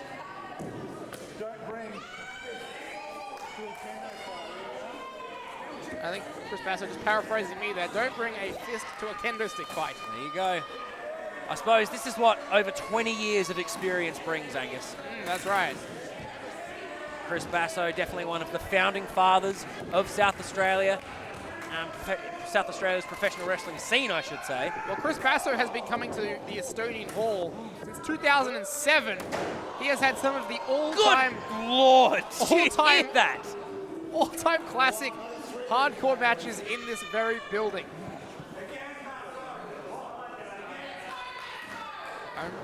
I remember 2011, he had that insane street fight with Rocky Monero here. his wars with Voodoo over the years, his brother Grim, he knows what he's doing here when it comes to the Estonian Hall and these match types. Absolutely. As you know, Mr. Basso said himself a number of weeks ago, he was once this city's most prolific murderer, and we're seeing it unfold right now before our very eyes as he gets Downunder up, but... Downunder, O'Connor roll, hold on. 2, oh, and Chris kicks out. Downunder right back to those vicious, vicious right hands, but... And this time Basso sends Downunder through the ropes, and Downunder crashing to the outside. And now, here comes the engineer, building up a head of steam. World-class kick! Oh my God!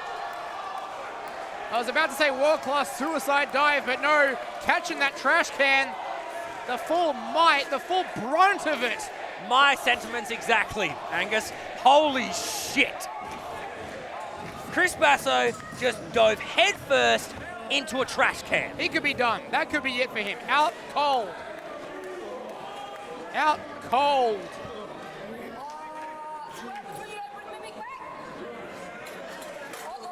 It's a good thing our 3 referees all have first aid training, because I think the competitors in this one will need it afterwards. Trash can Lind to the back. And now, oh, hang on. The barricades are being separated. And like we saw with Downunder now heading into the crowd, but just like what we saw with Tommy Knight and Downunder, not afraid to go to the outside. now we may struggle to get a view from our vantage point over here, but to the ACW faithful on the floor, get out of the way. Oh, trash can misses. Basso out of the way. And a shot of his own. Michael Kent doing his best here to officiate this one on the outside. We're in the merchandise area now. Basso and Downunder, yeah, heading towards the merchandise area. Moving further and further away from us. It'll get hard to call this one if they go outside, but I think they're bringing it back into the main arena here. Downunder has a chance to be on top. Hang on a minute, they're coming back towards us. Downunder dragging Basso by his hair, it would seem. And sends him straight into the wall. Head first.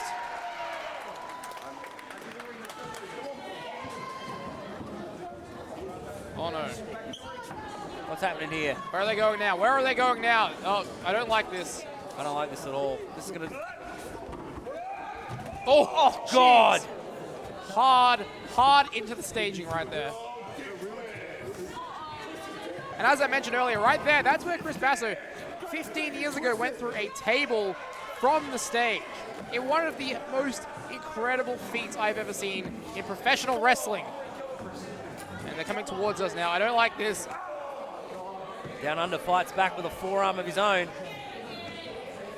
Oh, Chris using the whole building as a weapon there. Very inventive by the engineer. That's why they call him the engineer. He knows how things work. Oh no, here we go. Oh no. Heading over towards the commentary table here, and right now you and I have got the best seat in the house, Angus. I don't know about that. In the house, I should A little say. bit too close for comfort. A little bit too close for my liking. Oh, thank goodness. It looks like we might have some order restored here.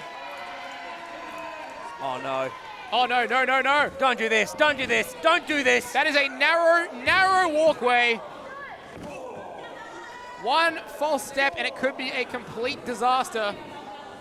Hold on, watch the engineer here. Watch Chris Basso as Downunder sends him back in the ring the hard way. Look at the height on that back body drop, Angus. Massive, massive height. And here comes the Outback Legend. Here comes our ACW Heavyweight Champion. What has he got in store now?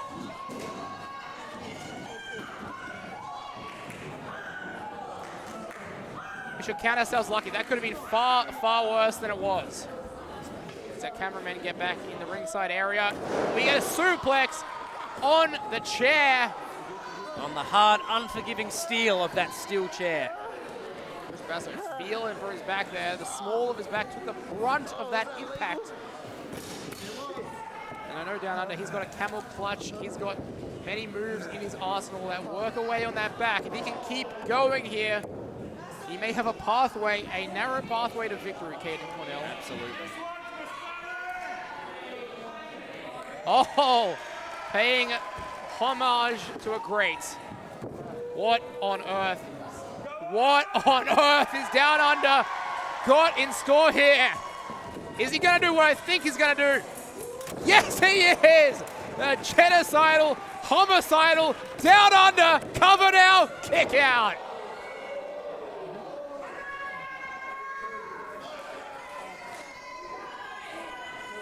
Hey, give Chris Basso all the credit in the world for kicking out of that one, Caden. Absolutely. Down Under now heading to the outside. What more can these two possibly do to each other at this point in the match? Yeah, what else is under that ring? They've hit each other with trash cans, steel chairs. Oh, no. Oh, dear. The barbed wire is caught to something else underneath the ring, but that is a steel chair with barbed wire wrapped around it, ladies and gentlemen. I think I spoke too soon. Now, ladies and gentlemen, if you've ever been on the other end of this, you'll know exactly what I'm about to say, but this is going to hurt. Who sitting at home would have been on the other end of a steel chair with barbed wire on it? This is only the kind of thing that someone like Down Under could cook up. The machinations of a madman. Oh, and Chris Basso takes the low path out. Takes the low road. And now he's got the chair. Oh, my God. Oh. Right off the skull of Down Under. About the impact of that steel chair, along with the barbed wire just cutting through the skin. And that found its mark. Down Under, just face down. Just trying to get his bearings here, it would seem. Unable to move. Can you imagine getting hit in the face with a steel chair wrapped in barbed wire, Angus? You wouldn't know where the hell you were either. And look at this. Hold on. Down Under finds his way back to his feet. Is he busted open? I can't quite see from this ankle here, but... Oh, yeah. Oh, yeah. Oh, He is sporting that crimson mask. Split wide open here. And Chris Basso, he made a trip to Bunnings today to find a door. Is that what that is? Is that a door off its hinge? I believe it is. Like, what reason would that have to be under the ring for? What possible reason would we need an extra door around here for, Caden? I don't know. I just commentate. I don't... To inflict punishment, perhaps. And Chris has set that up in the corner. Making sure it's going to sit there. Meanwhile, Down Under just bleeding profusely. Trying to get his bearings still here, it would seem, but... And you notice that that cut is quite high. Where that barbed wire penetrated, it's quite high. It's above the eye line, which means blood is going to come down the eyes, it's going to get in the eyes, and it's going to make seeing, it's going to make doing everything so much more difficult, Caden. Absolutely, but if anyone can do it, I do believe it is Down Under. Like I said, he has a major history in match types of this magnitude. I don't want to use a cliche that's been overused here, but like like a shark to blood, Chris Basso is doing damage here to Down Under. You see the door falling off the top turnbuckle there. May have saved Down Under, but... Still in a dangerous position, though. Especially if Chris Basso has anything to say about it. Now Down Under hung out to dry. He's got to find out how to get out of this. I think he's just discombobulated, disorientated at this point. Chris Basso now going to the top rope. What's he got in mind? Steel chair in hand. What is he doing? Oh my God! That was that King Kong knee drop with the steel chair for added damage. Cover again here. 2. Oh my God, Down Under kicks out. Not quite yet, Angus, not quite yet. We've already seen a double champion crown here tonight with Zach Sabbath. Could we be looking at another one? Could we be looking at Chris Basso holding the ACW and the RCW championships at the same time? Time will tell indeed, but Chris Basso now going back to the kendo stick. Time could be running out as far as Down Under's title reign is concerned. You look at that, Mr. Basso saying this is his ring. Chris Basso possibly has had more matches in Estonian Hall than anyone else. Downunder defiant to the last. Just absorbing those kendo stick strikes. Oh!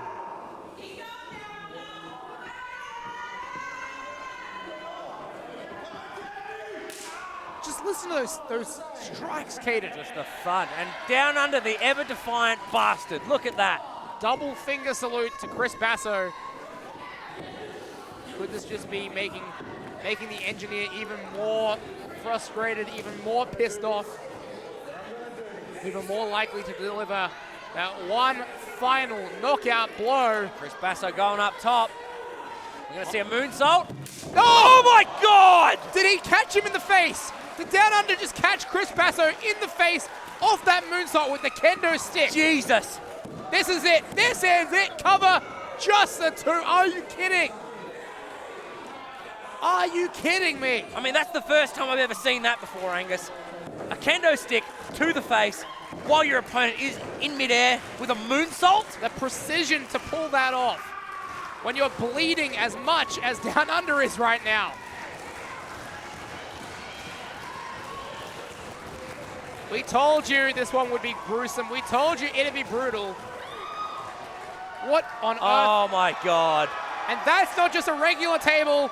There is barbed wire on the table as well. Don't think your Bunnings receipt will cover that. No, absolutely not. Barbed wire table. How much more gruesome is this going to get? It's as gruesome as Downunder wants it. He is fighting for the future of ACW here because he knows if Chris Basso becomes a champion, this place could be turned into a dark and evil place with the old guard on top. Downunder will do whatever it takes to stop that from happening, to stop the darkness from being unleashed. Jeez, look at the crimson mask that Downunder is parading around with right now. Yeah, that's not face paint, ladies and gentlemen. That is just blood trickling from the scalp of Downunder. Oh no, oh no. Who could be ending this one right now if he can put Chris Basso through that table. Downunder hooks the suplex again, but... Oh, this is bad. Chris Basso's back in the ring. Gets that Garmin Geary. Downunder hanging on by his fingertips now. Oh. Listen to the sound of that forearm by Chris Basso. How is Downunder still hanging on? At this point, Angus, I'd say it's solely on instinct. Watch this, watch this, watch Downunder. Setting up for that jackhammer maybe, and oh, look at this! Small package! Just the two on the small package.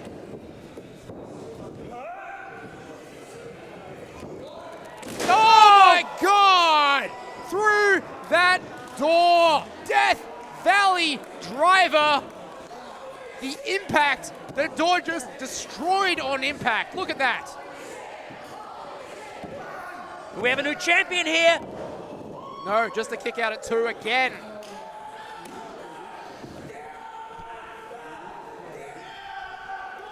How is Downunder still fighting in this one? How? He is bleeding. He has just been put through a door. How much more does he have?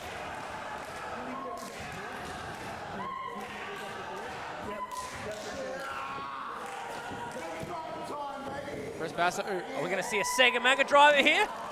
Wants to end this one right here, right now. The move that has won him so many matches, so many championships. Mr. Basso landing those knees. Here we go. The Sega Mega Driver again, gets him up. There it is.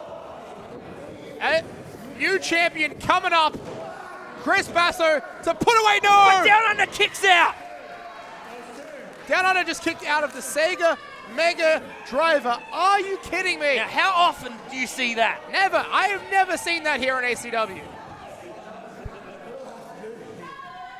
Fans stunned by what we're seeing here. And Chris Basso asking himself, what do I have to do? What do I have to do to put Downunder away? What more could I possibly do? This is what we were saying with the Zach Sabbath kit match from earlier tonight. You have to find that one move that you save for occasions like this, Caden Cornell, when all else has been used. We're about to find out what Chris Basso has. What is he going to go for? Oh no, not like this. I don't like that placement of the chair. And I don't like this. One Sega Mega Driver won't do it. Maybe another, but Down Under fights out. Headbutts. Vicious, vicious headbutts. Skull on skull right there. Watch that steel chair. Jack Hammer onto the steel chair to retain the title. Kick out at 2 again. Just a back and forth. The pendulum of momentum swings from Chris Basso back to Down Under. And now Down Under is facing the same dilemma. What is it going to take? I really, genuinely, Angus, I think this is going to come down to who wants it more. Oh, just a hard, simple, brutal steel chair shot.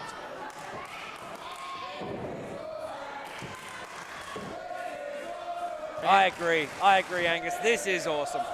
And showing their respect for this match. Say what you want about Chris Basso and his attitude. This is an incredible match we are seeing, worthy of main eventing here at Estonian Hall, worthy of being for the ACW Heavyweight Championship. Down Under heading up top. If Chris Basso gets out of the way, strikes with that chair. Not a good spot for Down Under to be unconscious right now.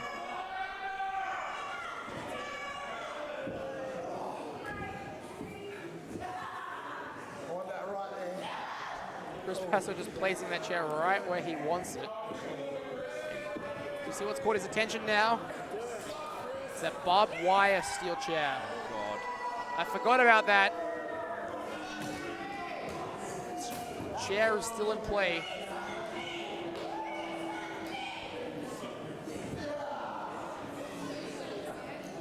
It's not going to end well, one way or the other. No, don't tell me we're going to see this. Down Under fighting back. Yeah, good to see. Oh! How much more can that skull take? Oh no! Oh my God, oh my God, oh my God, Wait, no! wait. Oh, through that table! Through that barbed wire table! Jesus Christ. Down Under's dead. They killed him.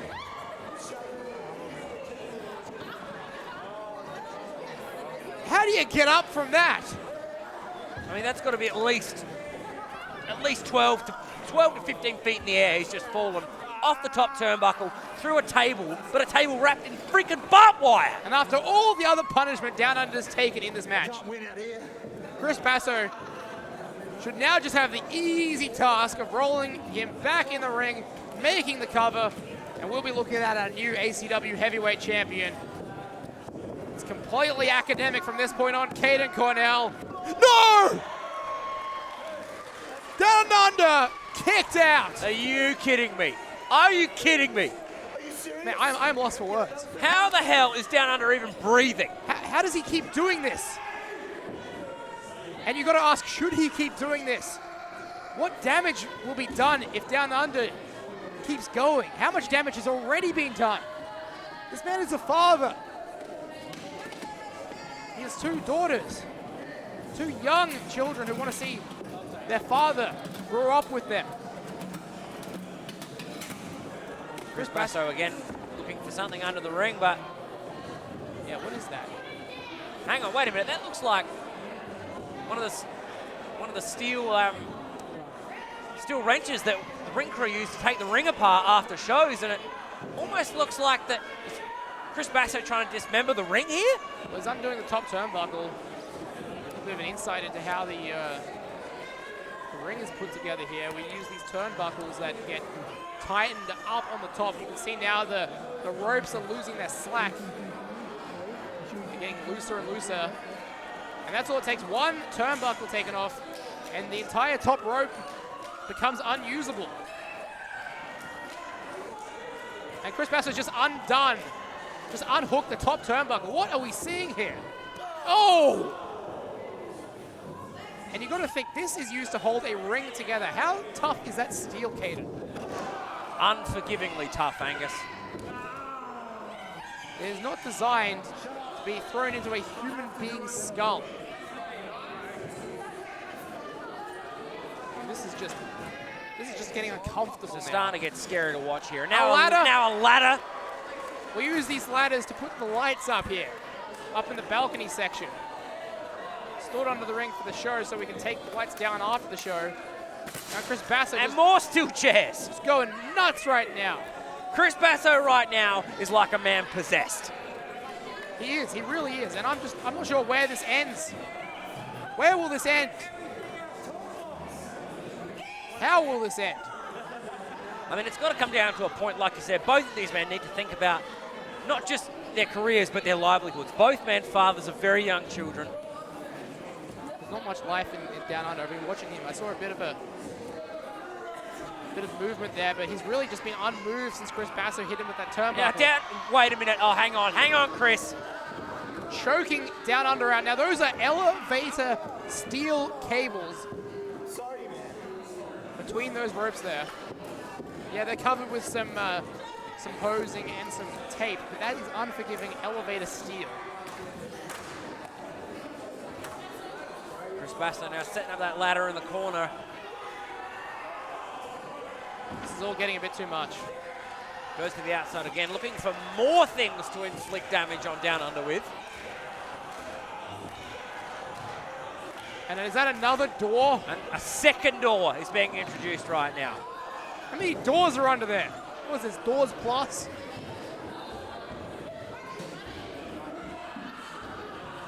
Oh, Jesus. Look at the state of that trash can, Angus. Look at the state of Down Under. It's damn near flattened. Down Under's just in a crumpled heap there. Chris Basso doing a bit of redecorating right now. Tell you a little story about Down Under. But right now, Chris Basso looking as fresh as a daisy. Started training like 10 years ago, and we were like, who's this cat? Chris Basso just reminiscing about his time with Down Under now. You've got to remember that Chris Basso is actually the man that trained Down Under, taught Down Under everything that he knows as a wrestler. Yeah, well, did he teach him how to go through a barbed wire covered table? Did he teach him how to take a turnbuckle to the head? Is that what Chris Basso teaches in his class? I won't disclose that. And now, look at how inventive Chris Basso is here, setting up his door against two steel chairs, and now a thrust kick right to the throat of Down Under. Yeah, well, when there's no tables under the ring, you've got to improvise.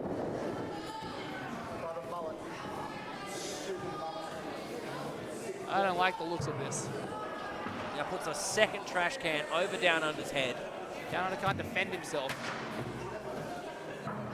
And yeah, look, you see that he dented it in just so it would stay on Down Under even better. And look, he's just put Down Under's head on that table, on that door. Oh my God, this could get really violent really quickly here. He's looking to end not only Down Under's championship reign, but Down Under's career right now. Watch this. Down Under gets up. Down Under, he can't see where he's going with that trash can on his head. Both men precariously perched on that ladder, and Down Under using that trash can as a weapon. I don't think Chris bargained for that. Very inventive by the Outback Legend here. We have seen things that shouldn't be used as weapons here tonight. We have seen so much that I have never seen in all my years of calling professional wrestling. Oh no. And this might be another one. Oh! Holy shit! Right through the table. Air raid crash off the top of the ladder through a table. Listen to this place. They can't believe what they've seen. I can't believe what I've seen. I called it, didn't I? I called it. Well, that table just disintegrated. And now, Down Under, he's got that turnbuckle in his hand. Don't forget, Chris Basso introduced that into the match. What is he doing? What is he thinking? After all the punishment that Chris Basso's just put him through, now it is time for some sweet revenge, I think. Wait a minute. Oh! Down Under locks in the camel clutch with the assist of the turnbuckle. Basso going to tap here? How can Chris Basso withstand this? How can Chris Basso withstand this? He might have no choice. He might pass out. We're struggling to see from our vantage point here, but no, that's it. And the referee calls for the bell. That's it. Chris That's Basso it. passes out to the camel clutch. Downunder's not letting go though. And can you blame him?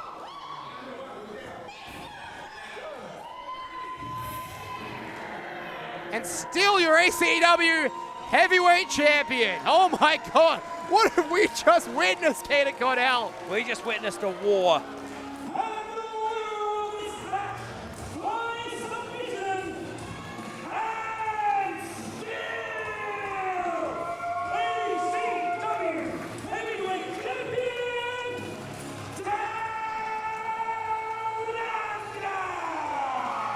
Talk about being a fighting champion. Downunder went through hell and back, and he is still your ACW champion, preventing Chris Basso from doing the unthinkable and becoming a double champion here. ACW will continue to forge its path under the leadership of its champion, of its heavyweight champion, the Outback Legend, Absolutely. Downunder. And just look at the absolute carnage that has just been left in the ring right now, Angus. We've got ropes hanging up. Hang on, we've got the old guard, rest of the old guard coming out here to support Mr. Basso to his feet. But as I was saying, look at the absolute carnage that's been left in the ring right now. We have ropes off the turnbuckles, we got doors, we got ladders, we got steel chairs wrapped in barbed wire, tables wrapped in barbed wire. We've just seen an absolute war right here tonight, Angus. One of the most gruesome, one of the most uncomfortable matches I've ever had to call. The right man won at the end of the day, in my opinion. Downunder, still your ACW Heavyweight Champion. As we look forward to July 26th, as we look forward to ACW Evolve or Dissolve, we will be coming at you from the Estonian Community Center, the Russian Community Center, the Russian Club on the parade at Norwood. Downunder, we know, will be walking in as your ACW Heavyweight Champion, much to the dismay of Chris Basso. Needs the assistance of his old guard brethren to carry him out here. The only championship to not change hands here tonight, Angus. Whoa. Oh, hang on, wait a minute. Hey, who cut the lights? Wait a second. It's your favourite professional wrestler from Melbourne, Mr. Juicy Gino Gambino. And I heard through the grapevine that you had another win for your ACW title tonight.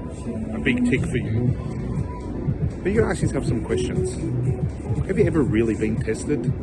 Have you ever had an Australian legend come into your home turf and take you on? Have you ever really been pushed to the limit? Maybe it's time that you are. Maybe it's time Mr. Juicy comes back and visits ACW and tests that theory. Maybe it's time you ask yourself that question. Have you ever wrestled at the Tokyo Dome?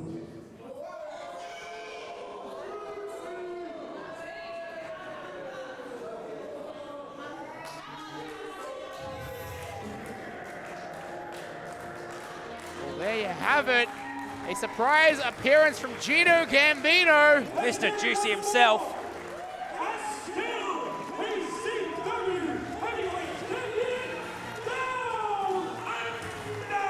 Well, that will do us for us here at ACW Collision Course. So much to mull over. New champions crowned, but the main thing tonight, Downunder walking out, still your ACW Heavyweight Champion. For Caden Cornell, I've been the historian Angus R. Dacey. Until next time, farewell for now, but not forever.